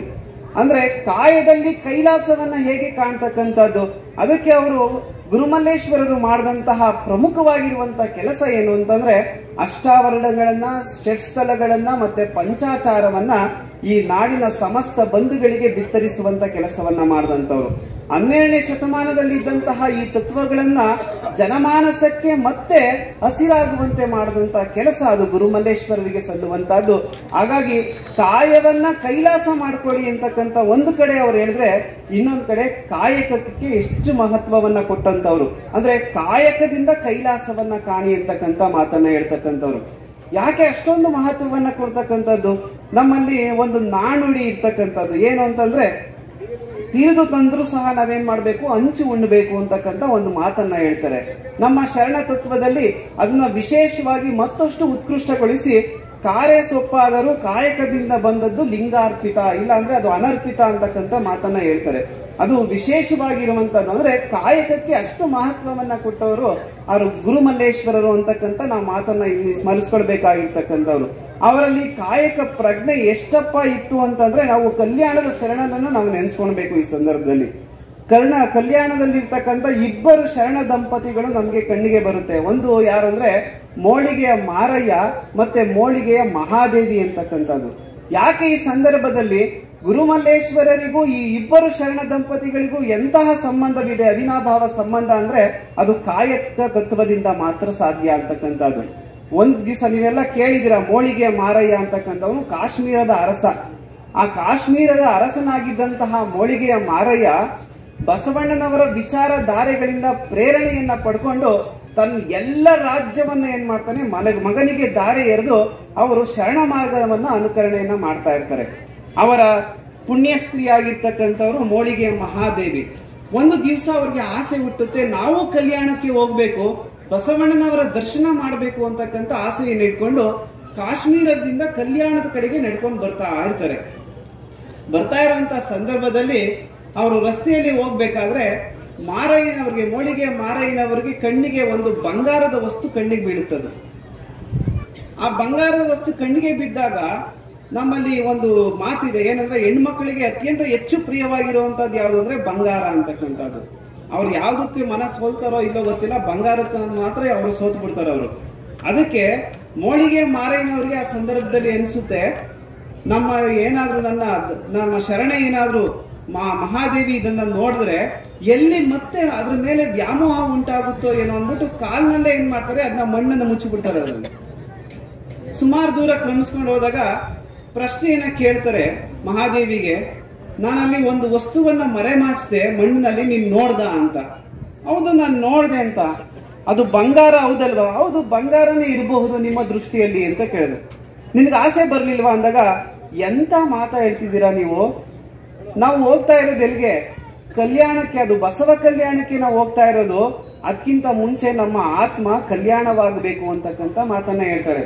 ಎಂತ ಮಾತು ಅಂದ್ರೆ, ಕಾಯಕದಿಂದ ಬರದೇ ಇರುವಂತ ಎಂತಹ ವಸ್ತುವೇ ಆಗ್ಲಿ ಅದು ಮಣ್ಣು ಒಂದೇ ಬಂಗಾರ ಒಂದೇ ಅಂತಕ್ಕಂಥ ಮಾತನ್ನ ಹೇಳ್ತಾರೆ. ಅದು ಆ ಕಾಯಕ ಪ್ರಜ್ಞೆ ಅವರಲ್ಲಿ ಇರ್ತಕ್ಕಂಥದ್ದು. ಅದೇ ದೃಷ್ಟಿ ಯಾರಲ್ಲಿತ್ತು ಅಂತಂದ್ರೆ, ನಾವು ಪೂಜ್ಯರಾಗಿರ್ತಕ್ಕಂಥ ಗುರುಮಲ್ಲೇಶ್ವರಲ್ಲಿ ಆ ಕಾಯಕ ಪ್ರಜ್ಞೆಯನ್ನು ನಾವು ನೋಡ್ಬೋದಾಗಿತ್ತು. ನಾನು ನಿಮ್ಗೆಲ್ಲ ಗೊತ್ತಿರುವಂತ ಘಟನೆ ಅದು. ಮುಮ್ಮಡಿ ಕೃಷ್ಣರಾಜ ಒಡೆಯರವರು ಒಂದೊಮ್ಮೆ ಏನ್ ಮಾಡ್ತಾರೆ, ಅವರ ಅರಮನೆಗೆ ಬರಮಾಡಿಕೊಡ್ತಾರೆ. ಅವರನ್ನ ಬರಮಾಡಿಕೊಂಡು ಅವ್ರಿಗೆ ಸಂಪತ್ತನ್ನ ಏನ್ ಮಾಡ್ತಾರೆ, ಕಾಣಿಕೆ ರೂಪದಲ್ಲಿ ಕೊಡ್ತಾರೆ. ಕಾಯಕದಿಂದ ಬಂದಿಲ್ಲ ಇದು ಅಂತ ಅದನ್ನ ತಿರಸ್ಕಾರ ಮಾಡ್ತಾರೆ. ಆಗ ಅವರು ಕಮ್ಮಾರದ ಕೆಲಸವನ್ನ ಮಾಡಿ ಮತ್ತೆ ಮಹಾರಾಜರು ಅದರಿಂದ ಬಂದಂತ ಒಂದ್ ಸ್ವಲ್ಪ ಹಣವನ್ನ, 25 ಪೈಸೆ ಏನೋ ಬರುತ್ತೆ, ಆ ಹಣವನ್ನ ತಂದು ಮತ್ತೆ ಗುರುಮಲ್ಲೇಶ್ವರರಿಗೆ ಅದನ್ನ ಅರ್ಪಣೆ ಮಾಡ್ತಾರೆ. ನಿಜವಾದಂತಹ ಅರಮನೆಯ ಮಹಾರಾಜರಿಗೆ ಕಾಯಕ ದೀಕ್ಷೆಯನ್ನ ಕೊಟ್ಟವ್ರು ಯಾರು ಅಂತಂದ್ರೆ ಅದು ಗುರುಮಲ್ಲೇಶ್ವರರು. ಈ ಸಂದರ್ಭದಲ್ಲಿ ಯಾಕೆ ಈ ಮಾತನ್ನು ಅಂತಂದ್ರೆ, ಪ್ರತಿಯೊಬ್ಬರು ಏನ್ ಮಾಡ್ಬೇಕು, ಕಾಯಕದಿಂದಲೇ ನಾವು ದಾಸೋಹವನ್ನ ಮಾಡಬೇಕು, ನಾವು ಅದನ್ನ ಸ್ವೀಕಾರ ಮಾಡಬೇಕು, ಹಂಚಿ ಉಣ್ಣಬೇಕು ಅಂತಕ್ಕಂಥ ಒಂದು ಮನೋಭೂಮಿಕೆಯನ್ನ ಬಿತ್ತವ್ರು ಯಾರು ಅಂತಂದ್ರೆ ಅದು ನಮ್ಮ ಗುರುಮಲ್ಲೇಶ್ವರರು. ಅದಕ್ಕೆ ಕೆ.ಸಿ. ಶಿವಪ್ಪನವರು ಒಂದು ಅದ್ಭುತವಾಗಿರುವಂತ ಮಾತನ್ನ ಹೇಳ್ತಾರೆ. ಅದು ಬಹುಶಃ ನಮ್ಮ ಗುರುಮಲ್ಲೇಶ್ವರರಿಗೆ ಅನ್ವರ್ಥ ಅಂತ ನಾನು ಭಾವಿಸಿದ್ದೀನಿ. ಅನುಭವದ ನೆಲೆಯಿಂದ ನಿಜವನರಿತ ಸಿದ್ಧನಿಗೆ ಹುಪ್ಪರಿಗೆಯ ಹಂಗೇನು ಬರಿಗುಡಿಸಲೇನು, ಕಲ್ಲು ಮಾಣಿಕ್ಯವು ನೋಟದಲ್ಲಿ ಒಂದೇ ಬಗೆ, ಅವನಾತ್ಮ ನಿರ್ಮಲವೋ ಮುದ್ದು ಕಾಣ ಅಂತ, ಮುದ್ದು ರಾಮ ಅಂತಕ್ಕಂಥ ಅದ್ಭುತವಾಗಿರುವಂತ ಸಾಲು. ಬಹುಶಃ ಈ ಸಾಲು ಅದು ನಮ್ಮ ಗುರುಮಲ್ಲೇಶ್ವರರಿಗೆ ಅನ್ವರ್ಥವಾಗುವಂತಹ ಸಾಲು. ಅವರಿಗೆ ಕಲ್ಲು ಒಂದೇ ಆಗಿತ್ತು, ಮಾಣಿಕ್ಯವೂ ಒಂದೇ ಆಗಿರುವಂತಹದ್ದು. ಅವರಿಗೆ ಗುಡಿಸಲು ಒಂದೇ, ಮತ್ತೆ ಉಪ್ಪರಿಗೆ ಸಿಂಹಾಸನ ಒಂದೇ, ಅರಮನೆಯೂ ಒಂದೇ ಆಗಿರುವಂತಹದ್ದು. ಅಂತಹ ಶ್ರೇಷ್ಠವಾಗಿರ್ತಕ್ಕಂಥ ತತ್ವವನ್ನ ಇಟ್ಕೊಂಡವರು ಅದು ಗುರುಮಲ್ಲೇಶ್ವರರು. ಇನ್ನ ಎರಡನೇದಾಗಿ ಅವರ ತತ್ವ ಯಾವುದು ಅಂದ್ರೆ ಅದು ದಾಸೋಹ ತತ್ವ ಅಂತಕ್ಕಂಥದ್ದು. ದಾಸೋಹ ತತ್ವ ಅಂತಕ್ಕಂಥದ್ದು ವಿಶೇಷವಾಗಿ ನೋಡಿ, ಅವರನ್ನ ನೋಡಿದಾಗ ಒಂದು ಮಾತು, ಜನಪ್ರಿಯವಾಗಿರುವಂತ ಒಂದು ಮಾತು ಅಂದ್ರೆ, ಲಕ್ಷಾಧೀಶನಿಂದ ಆಗದ ಕಾರ್ಯ ಭಿಕ್ಷೇಶನಿಗೆ ಸುಲಭ ಸಾಧ್ಯ ಅಂತ ತೋರಿಸ್ಕೊಟ್ಟಂತವ್ರು ಅದು ಗುರುಮಲ್ಲೇಶ್ವರರು ಅಂತಕ್ಕಂಥ ಮಾತನ್ನ ಈ ಸಂದರ್ಭದಲ್ಲಿ ನಾವು ನೆನೆಸ್ಕೊಬೇಕಾಗಿರುವಂತಹದ್ದು. ಬಸವಣ್ಣನವರು ಒಂದು ವಚನವನ್ನ ಬರೀತಾರೆ. ಆ ವಚನದ ಸಾಲುಗಳು ಯಥಾರ್ಥವಾಗಿ ನಮ್ಮ ಗುರುಮಲ್ಲೇಶ್ವರರಿಗೆ ಅನ್ವಯವಾಗುವಂತಹದ್ದು. ಹೇಗಿದ್ರು ಗುರುಮಲ್ಲೇಶ್ವರರು ಅಂತಂದ್ರೆ ಅವರು ಯಾವ ತರ ದಾಸೋಹ ಮಾಡ್ತಾ ಇದ್ರು ಅಂದ್ರೆ, ಅಯ್ಯ ನಿಮ್ಮ ಶರಣರ ದಾಸೋಹಕ್ಕೆ ಎನ್ನ ತನು ಮನ ಧನ ಅಲಸದಂತೆ ಮಾಡಯ್ಯ, ತನು ದಾಸೋಹಕ್ಕೆ ಉಬ್ಬುವಂತೆ ಮಾಡು, ಮನ ದಾಸೋಹಕ್ಕೆ ಲೀಯವಂತೆ ಮಾಡು, ಧನ ದಾಸೋಹಕ್ಕೆ ಸವೆದು ಶರಣರ ದಾಸೋಹದಲ್ಲಿ ನಿರಂತರ ಹಾಡಿ ಪಾಡಿ ನೋಡಿ ಭಾವಿಸಿ ಸುಖಿಸಿ ಪರಿಮಾಣಿಸುವಂತೆ ಮಾಡು ಕೂಡಲ ಸಂಗಮ ದೇವ ಅಂತಕ್ಕಂಥದ್ದು. ಬಹುಶಃ ಗುರುಮಲ್ಲೇಶ್ವರರು ಅವರ ತನು ಮನ ಧನ ಎಲ್ಲಿಗೆ ಅರ್ಪಣೆ ಮಾಡಿದ್ರು ಅಂದ್ರೆ ಸಮಾಜಕ್ಕೆ ಅವನ್ನ ಅರ್ಪಣೆ ಮಾಡಿದಂಥವ್ರು. ಎಲ್ಲವನ್ನ ನಾವು ಸಮಾಜಕ್ಕೆ ನೀಡಬೇಕು ಅಂತಕ್ಕಂಥ ಮಾತನ್ನ ಹೇಳ್ಕೊಟ್ಟವ್ರು ಯಾರು ಅಂದ್ರೆ ಅದು ನಮ್ಮ ಗುರುಮಲ್ಲೇಶ್ವರರು ಅಂತಕ್ಕಂಥದ್ದು ನಾವು ಮರೆಯಕ್ಕೆ ಸಾಧ್ಯನೇ ಇಲ್ಲ. ಇಲ್ಲಿ ಅವತ್ತು ಆ ಸಂದರ್ಭದಲ್ಲಿ ಗುರುಮಲ್ಲೇಶ್ವರರು ಅನೇಕ ದಾಸೋಹದ ಮಠಗಳನ್ನ ಸ್ಥಾಪನೆ ಮಾಡಿದ್ರು. ಈ ದಾಸೋಹದ ಮಠಗಳಿಗೆ ಒಂದು ಇತಿಹಾಸವನ್ನ ನಾವು ನೋಡ್ಬೋದು. ಹಿಂದೆ ಗುರುಮಲ್ಲೇಶ್ವರರು ಲೋಕ ಸಂಚಾರ ಮಾಡ್ತಾ ಇದ್ರು, ಈ ಭಾಗಕ್ಕೆ ಬರ್ತಾ ಇದ್ರು. ಬಂದಾಗ ಇದೇ ರೀತಿಯಾಗಿ ಇರ್ತಕ್ಕಂಥ ಭಕ್ತರು ಇಲ್ಲಿ ಸೇರ್ತಾ ಇದ್ರು. ಸೇರುವಂತಹ ಸಂದರ್ಭದಲ್ಲಿ ಅಲ್ಲಿ ವಿಶೇಷವಾಗಿ ಅರ್ಪಣೆ ಅರ್ಚನೆ ಅನುಭವ ಎಲ್ಲ ನಡೀತಾ ಇತ್ತು. ಈ ಸಂದರ್ಭದಲ್ಲಿ ಸುಮಾರು ಸಮಯ ಅವರು ಒಂದೇ ಊರಿನಲ್ಲಿ ಕಳಿಬೇಕಾದಂತ ಪರಿಸ್ಥಿತಿ ಬರ್ತಾ ಇತ್ತು. ಆಗ ಇಲ್ಲಿರುವಂತಹ ಭಕ್ತರು ತಮ್ಮ ಮನೆಗಳನ್ನ ಏನ್ ಮಾಡ್ತಾ ಇದ್ರು ಅಂದ್ರೆ ಆ ಗುರುಮಲ್ಲೇಶ್ವರರಿಗೆ ಬಿಟ್ಕೊಡುವಂತ ಕೆಲಸವನ್ನ ಮಾಡಿದ್ರು. ಆ ಮನೆಗಳೇ ಮಠಗಳಾದಂತಹ ಸಂದರ್ಭವನ್ನ ಆ ಪರಂಪರೆಯನ್ನ ನಾವಿಲ್ಲಿ ಸ್ಮರಿಸ್ಕೊಳ್ಬೇಕಾಗಿರ್ತಕ್ಕಂಥದ್ದು. ಪ್ರತಿಯೊಂದು ಊರಿನಲ್ಲಿ ಒಂದು ಮನೆಗಳೇ ಮಠಗಳಾಗಿ ಪರಿವರ್ತನೆ ಆದಂತದ್ದು ಅದು ಗುರುಮಲ್ಲೇಶ್ವರರ ಕಾಲದಲ್ಲಿ ಅಂತಕ್ಕಂಥದ್ದನ್ನ ನಾವು ಇಲ್ಲಿ ಸ್ಮರಿಸ್ಕೊಳ್ಬೇಕಾಗಿರ್ತಕ್ಕಂಥ ಸಂದರ್ಭ. ಅವರನ್ನ ವಿಶೇಷವಾಗಿ ಅವರ ತತ್ವ ಏನು ಅಂದ್ರೆ ಅಹಂ ದಾಸಃ, ನಾನು ಸದಾಕಾಲ ಈ ಸಮಾಜಕ್ಕೋಸ್ಕರ ಅಂತಕ್ಕಂಥ ಭಾವನೆಯನ್ನ ಇಟ್ಕೊಂಡಂತವ್ರು. ಸೋಹಂ ಎಂದೆನಿಸದೆ ದಾಸೋಹಂ ಎಂದೆನಿಸಯ್ಯ ಅಂತಕ್ಕಂಥ ಒಂದು ಶರಣವಾಣಿಯಲ್ಲಿ ಅಚಲವಾದಂತಹ ನಂಬಿಕೆಯನ್ನ ಇಟ್ಕೊಂಡಂತವ್ರು ಅದು ಗುರುಮಲ್ಲೇಶ್ವರರು. ಅಂತಹ ಒಂದು ಪರಂಪರೆಯನ್ನ ನಾವೆಲ್ಲ ಪಡ್ಕೊಂಡಿದೀವಿ. ಆ ಪರಂಪರೆಯ ಸಾಲಿನಲ್ಲಿ ಬರ್ತಕ್ಕಂಥವ್ರು ಯಾರು ಅಂದ್ರೆ ಶಿವಪ್ಪ ಸ್ವಾಮಿಗಳು. ಪ್ರಾರಂಭದಲ್ಲಿ ಅವ್ರಿಗೆ ವಿಶೇಷವಾಗಿ ಆ ಪರಂಪರೆಯಲ್ಲಿ ಚನ್ನಬಸಪ್ಪ ಸ್ವಾಮಿಗಳು, ಭಿಕ್ಷದ ರಾಚಪ್ಪ ಸ್ವಾಮಿಗಳು ಬರ್ತಾರೆ. ಆಮೇಲೆ ತೋಂಟದಾರ್ಯ ಸ್ವಾಮಿಗಳು. ಯಾವಾಗ ತೋಂಟದಾರ್ಯ ಸ್ವಾಮಿಗಳು ಬಂದ್ರು ಅಂತಂದ್ರೆ ವಿಶೇಷ ಅಂದ್ರೆ ಅಲ್ಲಿ ಶಿವಪ್ಪ ಸ್ವಾಮಿಗಳು ನನಗೆ ಯಾವುದೇ ಮಠಮಾನ್ಯಗಳ ಅವಶ್ಯಕತೆ ಇಲ್ಲ, ಈ ತನು ಮನ ಎಲ್ಲವೂ ಸಹ ಸಮಾಜಕ್ಕೆ ಸೀಮಿತ, ನಾನು ಒಂದು ಕಡೆ ನಿಲ್ಲೋದಿಲ್ಲ ಅಂತಕ್ಕಂಥ ಮಾತನ್ನ ಹೇಳಿದಾಗ ಅದನ್ನ ತೋಂಟದಾರ್ಯ ಸ್ವಾಮಿಗಳಿಗೆ ಆ ಪರಂಪರೆಯನ್ನ ಮುನ್ನಡೆಸುವಂತಹ ಒಂದು ವಿಶೇಷವಾಗಿರುವಂತಹ ಕಾಯಕಲ್ಪ ಅವರಿಗೆ ಸಿಗುವಂತಹದ್ದು.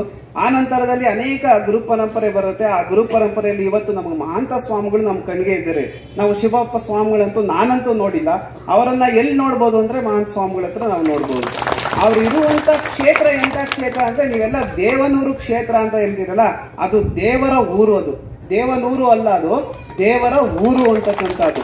ಆ ದೇವರ ಊರು ಸಾಕ್ಷಾತ್ ಗುರುಮಲ್ಲೇಶ್ವರರೇ ನೆಲೆಸಿರ್ತಕ್ಕಂಥ ಕ್ಷೇತ್ರದಲ್ಲಿ ಪೂಜ್ಯರು ಇವತ್ತು ವಿಶೇಷವಾಗಿ ಅವರ ಒಂದು ತತ್ವಗಳನ್ನ ತಮ್ಮ ಜೀವನದಲ್ಲಿ ಅಳವಡಿಸಿಕೊಂಡು ಆ ದಾಸೋಹ ಕ್ಷೇತ್ರವನ್ನ ಬೆಳೆಸುವಂತ ಕೆಲಸವನ್ನ ಮಾಡ್ತಾ ಇದ್ದಾರೆ. ನಾವು ಅವರಲ್ಲಿ ಒಂದು ವಿಶೇಷವಾದಂತಹ ಗುಣವನ್ನ ನಾವು ಕಂಡುಹಿಡಿಬೇಕಾಗಿರುವಂತದ್ದು. ಅದನ್ನ ಹೇಳಿದ್ರೆ ಅತಿಶಯೋಕ್ತಿ ಇಲ್ಲ ಅಂತ ನಾನು ಭಾವಿಸಿದ್ದೀನಿ. ಗುರುಮಲ್ಲೇಶ್ವರರು ಅನ್ನದಾಸೋಹಕ್ಕೆ ಪ್ರಾಮುಖ್ಯತೆಯನ್ನ ಕೊಟ್ಟರು. ಇಲ್ಲಿರುವಂತಹ ಅಭಿನವ ಗುರುಮಲ್ಲೇಶ್ವರರು ಅಂದ್ರೆ ತಪ್ಪಾಗ್ಲಿಕ್ಕೆ ಸಾಧ್ಯ ಇಲ್ಲ ಅಂತ ಭಾವಿಸಿ ಆ ಅನ್ನದಾಸೋಹ ಕ್ಷೇತ್ರವನ್ನ ಜ್ಞಾನ ದಾಸೋಹಕ್ಕೆ ವಿಸ್ತರಿಸುವಂತ ಕೆಲಸ ಮಾಡಿದ್ರು. ಪೂಜ್ಯರು ಅನೇಕ ವಿದ್ಯಾಸಂಸ್ಥೆಗಳನ್ನ ಸ್ಥಾಪನೆ ಮಾಡಿ ಅನ್ನದ ಜೊತೆಗೆ ಅದು ವಿದ್ಯೆಯನ್ನ ನೀಡುವಂತ ಕೆಲಸವನ್ನ ಮಾಡಿದ್ರು. ಅನ್ನದಾನಂ ಪರಂ ದಾನಂ ವಿದ್ಯಾದಾನ ಮತಃಪರಂ ಅನ್ನೇನ ಕ್ಷಣಿಕಾ ತೃಪ್ತಿ ಯಾವ ಜೀವಂಚ ವಿದ್ಯೆಯ ಅಂತಾರೆ. ಅಂದ್ರೆ ಅನ್ನದಾನಕ್ಕಿಂತ ಶ್ರೇಷ್ಠ ದಾನ ವಿದ್ಯಾದಾನ.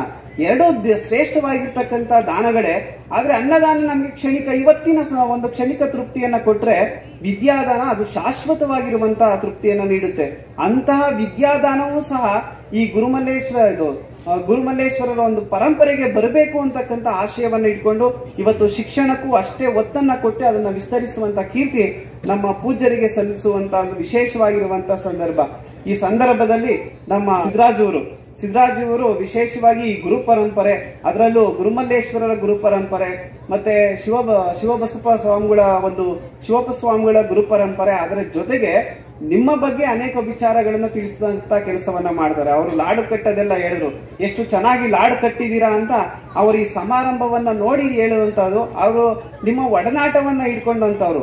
ಇಂಥ ಸಂದರ್ಭದಲ್ಲಿ ನಾನು ಒಂದೆರಡು ಮಾತುಗಳನ್ನ ನಿಮ್ಮ ಬಗ್ಗೆ ಹೇಳಲೇಬೇಕು.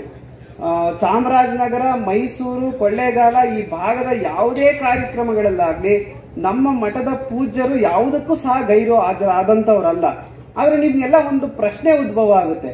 ಇಷ್ಟೆಲ್ಲ ಹೇಳ್ತಾ ಇದ್ದವರು ಪೂಜ್ಯರು 4 ದಿವಸ, ಈ ವಾರದಲ್ಲಿ 4ನೇ ದಿವಸ ನಾನು ಇಲ್ಲಿಗೆ ಬರ್ತಾ ಇರೋದು, ಮತ್ತೆ ಯಾವ ಕಾರ್ಯಕ್ರಮಕ್ಕೆ ಬರದೆ ಈ ಕಿರಿಯ ಶ್ರೀಗಳನ್ನ ಇಲ್ಲಿಗೆ ಕಳಿಸ್ತಾ ಇದ್ದಾರೆ ಅಂತ. ಇಲ್ಲೊಂದು ತತ್ವ ಇದೆ, ನೀವೆಲ್ಲ ಅರ್ಥಕೊಬೇಕಾಗಿರುವಂತವ್ರು. ಯಾಕೆ ಅಂತಂದ್ರೆ ನಮ್ಮ ಮಠದ ಬಗ್ಗೆ ಅವಿನಾಭಾವ ಸಂಬಂಧ ಇಟ್ಕೊಂಡಂತವ್ರು, ಅದು ತಾಯಿ ಮತ್ತೆ ಮಕ್ಕಳ ಸಂಬಂಧವನ್ನ ಇಟ್ಕೊಂಡವರು ಈ ಭಾಗದ ಭಕ್ತ ವೃಂದದವರು. ಅಂತಹ ತಾಯಿ ಸಂಬಂಧ ಅದು ಶಾಶ್ವತವಾಗಿರ್ಬೇಕು. ಆ ತಾಯಿ ಮತ್ತೆ ಮಗುವಿನ ಸಂಬಂಧ ಎಂಥದ್ದು ಅಂತ ಅರ್ಥಕೊಳ್ಳಿ ಅಂತ ನನ್ನನ್ನ ಇಲ್ಲಿ ಕಳಿಸಿರುವಂತವ್ರು. 4 ದಿವಸಗಳಿಂದ ನಾನು ಈ ಭಾಗದಲ್ಲಿ ಭೋಗಯ್ಯನೊಂದಿಗೆ ಮತ್ತೆ ಸೋಡಳ್ಳಿಗೆ ಮತ್ತೆ ವಿಶೇಷವಾಗಿ ಚಾಮರಾಜನಗರದ ಭಾಗಕ್ಕೆ, ಸಿಂಗನಾಪುರಕ್ಕೆ 4 ದಿವಸಗಳಿದು 4ನೇ ದಿವಸ ಅಂತ ನಾನು ಭಾವಿಸಿದ್ದೀನಿ. ಆ 4 ದಿವಸ ನಿಮ್ಮೆಲ್ಲರ ನಾಡಿ ಮಿಡಿತವನ್ನ ಅರ್ಥಕೊಳ್ಳಿ ಅಂತಕ್ಕಂಥ ಒಂದು ಮಹದಾಸೆಯನ್ನ ಇಟ್ಕೊಂಡು ಆ ಬಾಂಧವ್ಯ, ಆ ಪರಂಪರೆ ನನ್ನ ಕಾಲಕ್ಕೂ ಮುಂದುವರಿಬೇಕು ಅಂತಕ್ಕಂಥ ಆಶಯವನ್ನು ಇಟ್ಕೊಂಡು ಅವರಿವತ್ತು ಬಂದಿಲ್ಲ ವಿನಃ ಅನ್ಯತಾ ಯಾವುದೇ ಕಾರ್ಯದಿಂದ ಅವರು ಮನಸ್ಥಿತಿಯಿಂದ ಬಂದಿಲ್ಲ ಅಂತ ನೀವು ಭಾವಿಸಬಾರ್ದು. ಅವ್ರ ಮನಸ್ಸು, ಅವ್ರ ದೇಹ ಅಲ್ಲೇ ಇರ್ಬೋದು, ಅವ್ರ ಮನಸ್ಸು ಇಲ್ಲೇ ಇರ್ತಕ್ಕಂಥದ್ದು. ಅವರು ಸೂಚನೆಯನ್ನು ಕೊಟ್ಟರು, ಬೇಗ ಹೋಗಿ ಕಾರ್ಯಕ್ರಮಕ್ಕೆ, ಎಲ್ಲಾ ಭಕ್ತರು ಕಾಯ್ತಾ ಇರ್ತಾರೆ ಅಲ್ಲಿ, ಮತ್ತೆ ಆದಷ್ಟು ಬೇಗ ಕಾರ್ಯಕ್ರಮವನ್ನ ಮುಗಿಸುವಂತ ಕೆಲಸವನ್ನ ಮಾಡಿ ದಾಸೋಹಕ್ಕೆ ಹೆಚ್ಚು ವೇಳೆಯನ್ನ ತೆಗೆದುಕೊಳ್ಬೇಡಿ ಅಂತಕ್ಕಂಥ ಒಂದು ಮಾತು, ಸಂದೇಶವನ್ನ, ಆಶೀರ್ವಚನವನ್ನು ಸಹ ಅಲ್ಲಿ ನೀಡಿರ್ತಕ್ಕಂಥವ್ರು. ವಿಶೇಷವಾಗಿ ನನಗೂ ಸಹ ಇಲ್ಲಿ ಒಂದು ಈ ಸಂದರ್ಭದಲ್ಲಿ ನಾನು ಒಂದು ಮಾತನ್ನ ನಾನು ಸ್ಮರಿಸ್ಕೊಳ್ಳೇಬೇಕು. ಸ್ಮರಿಸ್ಕೊಳ್ಳಿಲ್ಲ ಅಂದ್ರೆ ತಪ್ಪಾಗುತ್ತೆ ಅಂತ ನಾನು ಭಾವಿಸ್ತಾ ಇದ್ದೀನಿ. ನಾ ಆಶ್ರಮ ಸ್ವೀಕಾರ ಮಾಡಿ 1.5 ವರ್ಷಗಳಾಗಿದೆ. 1 ವರ್ಷಗಳ ನಂತರದಲ್ಲಿ ನಾನೇನು ಹೊಸದಾಗಿ ಚಾಮರಾಜನಗರಕ್ಕೆ ಬರ್ತಾ ಇಲ್ಲ. ಕೊಳ್ಳೇಗಾಲ ನನಗೇನು ಹೊಸದಲ್ಲ, ಮೈಸೂರು ಭಾಗ ನನಗೇನು ಹೊಸದಲ್ಲ. ಇದೇನು ಪೂಜ್ಯರು 1.5 ವರ್ಷದಿಂದ ನೋಡ್ತಾ ಇದ್ದೀವಿ, ಅದೇನು ಹೊಸದಲ್ಲ ಅಂತಾರೆ. ಮತ್ತೆ ಇನ್ ಯಾವಾಗ ಬಂದಿದ್ರು ಅಂತ ನಿಮ್ಗೆಲ್ಲ ಪ್ರಶ್ನೆ. ನಾನು 20 ವರ್ಷಗಳಿಂದ ನಿಮ್ಮ ಭಾಗದ ಒಡನಾಟ ಇದೆ. ಹೇಗೆ ಇದೆ ಅಂತಂದ್ರೆ, ನಮ್ಮ ಮಠದಲ್ಲಿ ಶ್ರೀ ಜಗಜ್ಯೋತಿ ಬಸವೇಶ್ವರ ನಾಟಕ ಅಂತ ಒಂದು ನಾಟಕ ಇದೆ. ನಾನು ಪೂರ್ವಾಶ್ರಮದಲ್ಲಿ ಆ ನಾಟಕದಲ್ಲಿ ನಾನು ಒಂದು ಸಣ್ಣ ಪಾತ್ರವನ್ನ ನಿಭಾಯಿಸ್ತಾ ಇದ್ದೆ. ಆ ಪಾತ್ರವನ್ನ ಮಾಡಿದಂತ ಸಂದರ್ಭದಲ್ಲಿ ಇವತ್ತಿನ ಈ ಹೆಂಚಿನ ಮನೆಗಳು, ಈ ತೊಟ್ಟಿ ಮನೆಗಳು ನೋಡಿದಾಗ ನನ್ನ ಬಾಲ್ಯದ ನೆನಪುಗಳೇ ಬಂದಂತದ್ದೇ ಹೆಚ್ಚು. ನಿಮ್ಗೆಲ್ಲ ಬೆಳಗ್ಗೆಯಿಂದ ಸಂಜೆವರೆಗೂ ಇಲ್ಲಿ ಗ್ರಾಮಾಂತರ ಬಸವ ಜಯಂತಿ ಕಾರ್ಯಕ್ರಮ ನಡೀತಾ ಇತ್ತು. ನಮ್ಮ ಪೂಜ್ಯ ಶಿವಕುಮಾರ ಮಹಾಶಿವಿಗಳು ಮತ್ತೆ ಈಗಿನ ಪೂಜ್ಯ ಗುರುದೇವರು ಆ ಬಸವ ಜಯಂತಿ ಕಾರ್ಯಕ್ರಮದಲ್ಲಿ ಬೆಳಗಿಂದ ಸಂಜೆವರೆಗೂ ಇಲ್ಲಿ ಭಾಗವಹಿಸ್ತಾ ಇದ್ರು. ಸಂಜೆ ನಾಟಕದ ಪ್ರದರ್ಶನ ಇತ್ತು, ಬೆಳಗ್ಗೆಯಿಂದ ರಾತ್ರಿಯಿಂದ ಬೆಳಗಿನವರೆಗೂ ನಾಟಕದ ಪ್ರದರ್ಶನ ಇರ್ತಾ ಇತ್ತು ಇಲ್ಲಿ. ಆಗ ನಾವೆಲ್ಲ ಭಾಗವಹಿಸ್ತಾ ಇದ್ರು. ಬೆಳಗ್ಗೆ ನಾವು ತುಂಬಾ ದೂರದ ಪ್ರಯಾಣ ಬೆಳೆಸಬೇಕು ಅಂತ ನಮ್ಗೆಲ್ಲ ಬೆಳಗಿನ ಪ್ರಸಾದ, ಎಲ್ಲಿ ಪೂಜೆ ಮತ್ತೆ ಬೆಳಗಿನ ಪ್ರಸಾದ ವ್ಯವಸ್ಥೆಯನ್ನ ಯಾವ್ದೋ ಒಬ್ಬ ಭಕ್ತರು ಮನೆಯಲ್ಲಿ ಮಾಡಿರೋರು, ಸ್ಥಿತಿವಂತರ ಮನೆಯಲ್ಲಿ. ನಾವು 100 ಜನಕ್ಕಿಂತ ಹೆಚ್ಚು ಜನ ಇರ್ತಾ ಇದ್ದು. ಒಂದೇ ಮನೆಯಲ್ಲಿ ಅಷ್ಟು ಜನ ಹೋದ್ರೆ ಸಮಸ್ಯೆ ಆಗುತ್ತೆ ಅಂತ ಇಲ್ಲಿರುವಂತ ಕೆಲವರು ಪೂಜ್ಯರುಗಳು, ಎಷ್ಟೋ ಜನ ಪೂಜ್ಯರುಗಳು ಅದನ್ನ ಹೊಣೆಯನ್ನ ಹೊತ್ಕೊಳ್ತಾ ಇದ್ರು. 5-10 ಜನ ಅವ್ರಿಗೆ ಪರಿಚಯ ಇರುವಂತಹ ಭಕ್ತರ ಮನೆಗೆ ಇಟ್ಕೊಳ್ತಾ ಇದ್ರು ಅವರು. ನಾವು ಅಲ್ಲಿ ಹೋಗ್ತಾ ಇದ್ದೋ. ಅಲ್ಲಿ ಸ್ನಾನ ಪೂಜೆಗಳನ್ನ ಮುಗಿಸಿದ ನಂತರದಲ್ಲಿ ನನಗಾದಂತ ಒಂದು ವಿಶೇಷ ಅನುಭವ ಅಂದ್ರೆ, ಯಾರ ಮನೆಯಿಂದನೂ ನಮ್ಗೆ ವಾಪಸ್ ಹಾಗೆ ಕಳಿಸ್ತಾ ಇರ್ಲಿಲ್ಲ. ಅಲ್ಲಿ ಸ್ನಾನ ಪೂಜೆ ಆದ ನಂತರ ನಾವು ಇದ್ದ ಕ್ಷಣದಲ್ಲಿ ಅವ್ರ ಕೈಲಾದಷ್ಟು ಏನ್ ಮಾಡ್ತಾ ಇದ್ರು, ದಾಸೋಹ ಮಾಡ್ತಾ ಇದ್ರು. ನಾನು ಎಷ್ಟೋ ಸಂದರ್ಭದಲ್ಲಿ ಹೇಳ್ತಾ ಇದ್ದೆ, ಇಲ್ಲ ಅಲ್ಲಿ ದಾಸೋಹದ ವ್ಯವಸ್ಥೆ ಮಾಡಿದ್ದಾರೆ ಅಂದ್ರೆ ಅದು ಹೇಗ್ ಸಾಧ್ಯ ಆಗುತ್ತೆ? ನಮ್ದು ಗುರುಮಲ್ಲೇಶ್ವರರ ಪರಂಪರೆ, ನಮ್ಮ ಮನೆಗೆ ಬಂದಂತಹ ಭಕ್ತರನ್ನ ನಾವು ಹಾಗೆ ಕಳಿಸೋದಿಲ್ಲ. ಒಂದಷ್ಟು ನಮ್ಮ ಮನೆಯಲ್ಲಿ ಇರುವಂತದ್ದು ಏನಾದ್ರೂ ನಾವು ಕೊಡ್ತೀವಿ, ಅದನ್ನ ಸ್ವೀಕರಿಸಿ ಹೋಗ್ಬೇಕು ಅಂತಕ್ಕಂಥ ಉದಾರ ಗುಣ ಯಾರಲ್ಲಿ ನಾನು ಕಂಡಿದ್ದು ಅಂದ್ರೆ ಅದು ನಿಮ್ಮಂತಹ ಭಕ್ತರ ಹೃದಯದಲ್ಲಿ ಕಂಡಂತದ್ದು. ಹಾಗಾಗಿ ಇದು ಹೊಸ ಪರಿಚಯ ಏನು ಇಲ್ಲ ಅಂತ ನಾನು ಭಾವಿಸ್ತಾ ಇದ್ದೀನಿ. ನಿಮ್ಮ ಒಡನಾಟ, ನಿಮ್ಮ ಪ್ರೀತಿ, ವಾತ್ಸಲ್ಯ, ಭಕ್ತಿ ಇದೆಲ್ಲ ನನಗೆ ಚಿರಪರಿಚಿತ ಆಗಿರ್ತಕ್ಕಂಥದ್ದು. ಸಾಮಾನ್ಯವಾಗಿ ಇಲ್ಲಿ ಅನೇಕ ನಾಟಕಗಳ ಪ್ರದರ್ಶನ ಆಗಿದೆ. ಇಲ್ಲಿ ವಿಶೇಷವಾಗಿ ಕೊತ್ಲುವಾಡಿಯಲ್ಲಿದೆ, ಮಾದಪಟ್ಟಣದಲ್ಲಾಗಿದೆ ಅನ್ಕೊಂಡಿದ್ದೀನಿ, ಮತ್ತೆ ಸೋಮಳಿಯಲ್ಲೂ ಆಗಿದೆ, ಬೆಳವಾಡಿಯಲ್ಲೂ ಆಗಿದೆ, ಗೋಪಾಲ್ಪುರ, ಗುಂಡ್ಲುಪೇಟೆಯಲ್ಲಿ ಒಂದು ದೊಡ್ಡ ಕಾರ್ಯಕ್ರಮವನ್ನ ಮಾಡಿದ್ರು, ಗುರುವಂದನಾ ಕಾರ್ಯಕ್ರಮ. ಆ ಗುರುವಂದನಾ ಕಾರ್ಯಕ್ರಮ ಮಾಡಿ ನಮ್ಮ ಪೂಜ್ಯರಿಗೆ ಭಕ್ತಿಯ ಸಮರ್ಪಣೆಯನ್ನು ಸಹ ಮಾಡಿದಂತವ್ರು. ಸಂಜೆ ಅಲ್ಲಿ ನಾಟಕವನ್ನ ಆಯೋಜನೆ ಮಾಡಿದ್ರು. ಎಷ್ಟೋ ಸಂದರ್ಭದಲ್ಲಿ ಈ ಭಾಗದಲ್ಲಿ ನಾವು ನಾಟಕಗಳನ್ನ ಮುಗಿಸಿ ಬೆಳಗಿನ ಜಾವ ಪ್ರಸಾದ ವ್ಯವಸ್ಥೆಯನ್ನ ಮಾಡಿದಂತವ್ರು ನಮ್ಮ ದೇವನೂರು ಶ್ರೀಗಳು.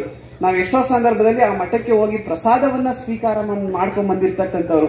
ಹಾಗಾಗಿ ಈ ಭಾಗ ನನಗೆ ತುಂಬಾ ಚಿರಪರಿಚಿತ ಆಗಿರ್ತಕ್ಕಂಥದ್ದು ಅಂತ ಈ ಸಂದರ್ಭದಲ್ಲಿ ನಾನು ಈ ಸ್ಮರಣೆ ಮಾಡ್ಕೊತಕ್ಕಂಥದ್ದು ಒಂದು ನಿಮ್ಗೆಲ್ಲರಿಗೂ ಒಂದು ವಿಷಯವನ್ನು ನಾನು ಮುಟ್ಟಿಸ್ಬೇಕಾದಂಥ ಸಂದರ್ಭ ಅಂತ ನಾನು ಭಾವಿಸ್ತಾ ಇದ್ದೀನಿ.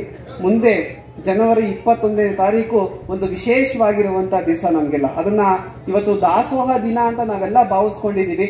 ವಿಶೇಷವಾಗಿ ನಮ್ಮ ಪೂಜ್ಯರ 6ನೇ ಸಂಸ್ಮರಣೋತ್ಸವವನ್ನ ನಮ್ಮ ಶ್ರೀಮಠದಲ್ಲಿ 21 ಜನವರಿ ಮಂಗಳವಾರದಂದು ಆಯೋಜನೆ ಮಾಡಿದೆ. ಮತ್ತೆ ಅನೇಕ ಪೂಜ್ಯರುಗಳು ಆ ಸಮಾರಂಭದಲ್ಲಿ ಭಾಗವಹಿಸ್ತಾರೆ, ಮತ್ತೆ ಅನೇಕ ಗಣ್ಯರು ಆ ಸಮಾರಂಭದಲ್ಲಿ ಭಾಗವಹಿಸೋದ್ರಿಂದ ನೀವೆಲ್ಲರೂ ಸಹ ಅಲ್ಲಿ ಬಂದ್ರೆ ನಮ್ಗೆ ಹೆಚ್ಚಿನ ಸಂತೋಷ ಆಗುತ್ತೆ. ನಾವು ಇಲ್ಲಿ ಹೆಚ್ಚಿಗೆ ಬರ್ತಾ ಇರ್ತೀವಿ, ನೀವು ಅಷ್ಟೇ ಪ್ರಮಾಣದಲ್ಲಿ ನೀವು ಅಲ್ಲಿ ಬರಲೇಬೇಕಾಗಿರುವಂತವ್ರು. ನೀವೆಲ್ಲ ಬಂದು ಆ ಕಾರ್ಯಕ್ರಮದಲ್ಲಿ ಭಾಗವಹಿಸಿ ಪೂಜ್ಯರ ಒಂದು ಸ್ಮರಣೆಯಲ್ಲಿ ನೀವೆಲ್ಲ ಇದ್ರಷ್ಟು ಸಹ ನಮಗೂ ಸಹ ಆ ಉತ್ಸಾಹ ಇನ್ನೂ ಹೆಚ್ಚಾಗುತ್ತೆ ಅಂತಕ್ಕಂಥ ಈ ಸಂದರ್ಭದಲ್ಲಿ ನಾನು 2 ಮಾತುಗಳನ್ನ ಹೇಳಿ ಈ ಕಾರ್ಯಕ್ರಮವನ್ನು ಬಹಳ ಅಚ್ಚುಕಟ್ಟಾಗಿ ಈ ಗ್ರಾಮದವರು ಮಾಡಿರ್ತಕ್ಕಂಥದ್ದು ನಿಜಕ್ಕೂ ಸಂತೋಷವನ್ನ ಉಂಟು ಮಾಡ್ತಾ ಇದೆ. ವಿಶೇಷ ಅಂದ್ರೆ ಈ ಗ್ರಾಮದಲ್ಲಿ ಯುವಕರ ಸಂಖ್ಯೆನೇ ಹೆಚ್ಚಾಗಿರುವಂತಹದ್ದು. ಆ ಯುವಕರ ಉತ್ಸಾಹ, ಒಂದ್ ಕಡೆ ಹೇಳ್ತಾರೆ ಸೋತ್ಸಾಹಸ್ಯಾಸ್ತಿ ಲೋಕೇಶು ನಕಿಂಚಿದಪಿ ದುರ್ಲಭಂ ಅಂತಕ್ಕಂಥದ್ದು. ಅಂದ್ರೆ ಈ ಜಗತ್ನಲ್ಲಿ ಉತ್ಸಾಹ ಹೊಂದಿದ್ರೆ ನಮ್ಗೆ ಅಸಾಧ್ಯವಾಗದೇ ಇರೋದು ಯಾವುದೂ ಇಲ್ಲ ಅಂತಕ್ಕಂಥ ಮಾತನ್ನ ಹೇಳ್ತಾರೆ. ಅಂತ ಉತ್ಸಾಹ ಶಾಲಿಗಳಾಗಿರ್ತಕ್ಕಂಥ ಯುವಕರು, ಆ ಯುವಕರೇ ಎಲ್ಲ ಜವಾಬ್ದಾರಿಗಳನ್ನ ನಡೆಸ್ಕೊಂಡು ಹೋಗ್ತಾ ಇರುವಂತಹದ್ದು. ಅದ್ರ ಜೊತೆಗೆ ಸೂಕ್ತವಾಗಿರುವಂತ ಮಾರ್ಗದರ್ಶನವನ್ನ ನೀಡ್ತಾ ಇರ್ತಕ್ಕಂಥ ಈ ಹಿರಿಯರು. ಅವ್ರು ಹೇಳ್ದಂಗೆ ಹಳೆ ಬೇರು ಹೊಸ ಚಿಗುರು ಕೂಡಿರಲು ಮರ ಸೊಬಗು ಅಂತಕ್ಕಂಥದ್ದು. ಹಳೆ ಬೇರು ಹೊಸ ಚಿಗುರು ಇವೆಲ್ಲ ನೋಡಿದಾಗ ನಮ್ಮ ಕಣ್ಣಿಗೆ ಸೊಬಗು ಅಂತಕ್ಕಂಥ ಮಾತನ್ನ ಈ ಸಂದರ್ಭದಲ್ಲಿ ಹೇಳಿ ಅನೇಕ ಕೆಲಸಗಳನ್ನ ಮಾಡ್ಕೊಂಡು ಬಂದ ಇರ್ತಕ್ಕಂಥದ್ದು. ಅದ್ರ ಜೊತೆಗೆ ಒಂದು ಪುಸ್ತಕವನ್ನ ಕಿರು ಹೊತ್ತಿಗೆಯನ್ನು ಹೊರತರುವಂತ ಕೆಲಸವನ್ನ ಮಾಡಿದ್ದಾರೆ. ಅದು ನಮ್ಮ ಶರಣ ಶ್ರೇಷ್ಠ AP ಮಹಾದೇವ ಸ್ವಾಮಿಯವರು. ವಿಶೇಷವಾಗಿ 75ನೇ ಈ ವಜ್ರ ಮಹೋತ್ಸವ ಶಿವಬಸಪ್ಪ ಸ್ವಾಮಿಗಳು, ಆ ಶಿವಬಸಪ್ಪ ಸ್ವಾಮಿಗಳು ಎಲ್ಲ ನಮ್ಮ ಗುರುಮಲ್ಲೇಶ್ವರರ ಎಲ್ಲ ಆಶಯಗಳನ್ನ ಸಾಕಾರಗೊಳಿಸುವಂತ ಕೆಲಸವನ್ನ ಮಾಡಿದಂಥವ್ರು. ವಿಶೇಷ ಅಂದ್ರೆ ಈಗ 12ನೇ ಶತಮಾನದಲ್ಲಿದ್ದಂತ ಬಸವಣ್ಣವರು ಅಲ್ಲಿರ್ತಕ್ಕಂಥ ಬಸವ ಕಲ್ಯಾಣಿಯು ಪುಣ್ಯಕ್ಷೇತ್ರವಾಯಿತು. ಮತ್ತೆ ಮಹದೇಶ್ವರರು ಓಡಾಡಿರ್ತಕ್ಕಂಥ ಜಾಗ ಎಲ್ಲ ಪುಣ್ಯಕ್ಷೇತ್ರವಾಯಿತು. ಮತ್ತೆ ಗುರುಮಲ್ಲೇಶ್ವರರಿರ್ತಕ್ಕಂಥ ದೇವನೂರು ಅದು ದೇವರ ಊರಾಯಿತು. ಮತ್ತೆ ವಿಶೇಷವಾಗಿ ನಾವು ಈ ಊರಿನಲ್ಲಿ ಅದು ಕೊಡಗಾಪುರದಲ್ಲಿ ಏನು ವಿಶೇಷತೆಯಿಂದ ನೋಡ್ದು ಅಂದ್ರೆ ನಮ್ಮ ಶಿವಪ್ಪ ಸ್ವಾಮಿಗಳು ಅವರು ಲಿಂಗದಲ್ಲಿ ಲೀನವಾದಂತಹ ಒಂದು ಪವಿತ್ರ ಕ್ಷೇತ್ರ ಅಂತ ನಾವೆಲ್ಲ ಭಾವಿಸ್ಕೊಳ್ಬೇಕಾಗಿರ್ತಕ್ಕಂಥದ್ದು. ಯಾಕಂದ್ರೆ ಕೂಡಲ ಸಂಗಮ ದೇವ ತನಗೆ ಬೇಕೆಂದುವಂತ ಎತ್ತಿಕೊಳ್ಳುವಂತ ಸಂದರ್ಭಕ್ಕೆ ಈ ಗ್ರಾಮ ಸಾಕ್ಷಿಯಾಗಿರುವಂತಹದ್ದು. ಅಂತಹ ಒಂದು ಪುಣ್ಯ ಕ್ಷೇತ್ರದಲ್ಲಿ ಒಂದು ಪವಿತ್ರವಾಗಿರುವಂತಹ ಕೆಲಸ ಏನು ಅಂತಂದ್ರೆ ಅವರನ್ನ ಸ್ಮರಿಸ್ಕೊಳ್ತಕ್ಕಂಥದ್ದು. ಮಹಾತ್ಮರಂ ನೆನೆವುದೇ ಘನಮುಕ್ತಿ ಪದಂ ಶಿವಾದವ ಅಂತಕ್ಕಂಥ ಮಾತನ್ನ ಹೇಳ್ತಾರೆ. ಅಂದ್ರೆ ಮಹಾತ್ಮರನ್ನ ಸ್ಮರಣೆ ಮಾಡ್ಕೊಂತಕ್ಕಂಥದ್ದು ಯಾಕೆ ಅಂತಂದ್ರೆ ಆ ಮುಂದಿನ ಪೀಳಿಗೆಗೂ ಆ ಸಂಸ್ಕಾರ ಪರಂಪರೆ ಮುಂದುವರಲಿ ಅಂತಕ್ಕಂಥ ಒಂದು ಮಹದಾಶಯವನ್ನ ಇಟ್ಕೊಂಡು, ಅಂತಹ ಆಶಯವನ್ನ ಇಟ್ಕೊಂಡು ಇಲ್ಲಿ ಒಂದು ವಜ್ರ ಮಹೋತ್ಸವವನ್ನ ಎಲ್ಲ ಅತ್ಯಂತ ವಿಜೃಂಭಣೆಯಿಂದ ಸಡಗರದಿಂದ ಭಕ್ತಿಯಿಂದ ಏನ್ ಮಾಡ್ತಾ ಇದ್ದೀರಾ, ಆಚರಣೆಯನ್ನ ಮಾಡ್ತಾ ಇದ್ದೀರಾ. ಆ ಆಚರಣೆ ಶಾಶ್ವತವಾಗಿ ಉಳಿಬೇಕು ಅಂತ ಒಂದು ಕಿರುಹೊತ್ತಿಗೆಯನ್ನು ತರುವಂತ ಕೆಲಸವನ್ನ ಮಾಡ್ತಾರೆ. ಇವತ್ತು ನೀವು ಮಾಡಿರ್ತಕ್ಕಂಥ ಕಾರ್ಯಕ್ರಮ ಇವತ್ತು ನಿಮ್ಮ ಜನಗಳು ನೋಡಿರ್ತಾರೆ, ಇದು ಮುಂದಿನ ಪೀಳಿಗೆಗೆ ಅದು ಸಂಚಾರ ಆಗ್ಬೇಕು, ಚಲಿಸಬೇಕು ಅಂತಂದ್ರೆ ಒಂದು ಅರ್ಥವತ್ತಾಗಿರುವಂತಹ ಕೆಲಸ ಎಲ್ಲ ಆಗಬೇಕು. ಯಾಕಂದ್ರೆ ಇವತ್ತು ಶಿಕ್ಷಣ ಅಷ್ಟೊಂದು ಮಹತ್ವವನ್ನ ಪಡ್ಕೊಂಡಿದೆ. Education is a powerful weapon which can use to change the world ಅಂತಕ್ಕಂಥ ಮಾತನ್ನ ಹೇಳ್ತಾರೆ. ಜಗತ್ನಲ್ಲಿ ಏನಾದ್ರೂ ಬದಲಾವಣೆ ಮಾಡ್ತೀನಿ ಅಂದ್ರೆ ಅದು ಶಿಕ್ಷಣ ಜ್ಞಾನ ಅಂತಕ್ಕಂಥದ್ರಿಂದ ಮಾತ್ರ ಸಾಧ್ಯ. ಅಂತಹ ಶಿಕ್ಷಣವನ್ನ ಜ್ಞಾನವನ್ನ ನೀಡುವಂತಹ ಒಂದು ಕಿರುಹೊತ್ತಿಗೆಯನ್ನ ನಮ್ಮ ಶರಣ ಶ್ರೇಷ್ಠ ಮಹಾದೇವ ಸ್ವಾಮಿಯವರು ಮಾಡ್ಕೊಂಡು ಬಂದಿರ್ತಕ್ಕಂಥದ್ದು. ಅದು ಈ ಮಹೋತ್ಸವವನ್ನ ಶಾಶ್ವತವಾಗಿ ಮುಂದಿನ ಪೀಳಿಗೆಗೂ ಇರುವಂತಹ ಕೆಲಸವನ್ನ ಮಾಡ್ಕೊಂಡು ಬಂದಿದ್ದಾರೆ. ಇಂತಹ ಅನೇಕ ಕಾರ್ಯಕ್ರಮಗಳು ಈ ಗ್ರಾಮದಲ್ಲಿ ಇನ್ನೂ ಹೆಚ್ಚು ಉತ್ತರೋತ್ತರವಾಗಿ ಬೆಳ್ಳಿ ಅಂತಕ್ಕಂಥ ಒಂದು ಆಶಯವನ್ನ ಇಟ್ಕೊಂಡು ನನ್ನೆರಡು ಮಾತುಗಳನ್ನು ನನ್ನ ಪೂಜ್ಯ ಗುರುದೇವರಿಗೆ ಸಮರ್ಪಿಸಿ ಮತ್ತೊಮ್ಮೆ ಈ ಗ್ರಾಮದ ಎಲ್ಲ ಶರಣ ಬಂಧುಗಳ ಅಂತರಾತ್ಮಕ್ಕೆ ಭಕ್ತಿಪೂರ್ವಕ ಶರಣಾರ್ಥಿಗಳನ್ನು ಸಮರ್ಪಿಸ್ತಾ ಇದ್ದೀನಿ.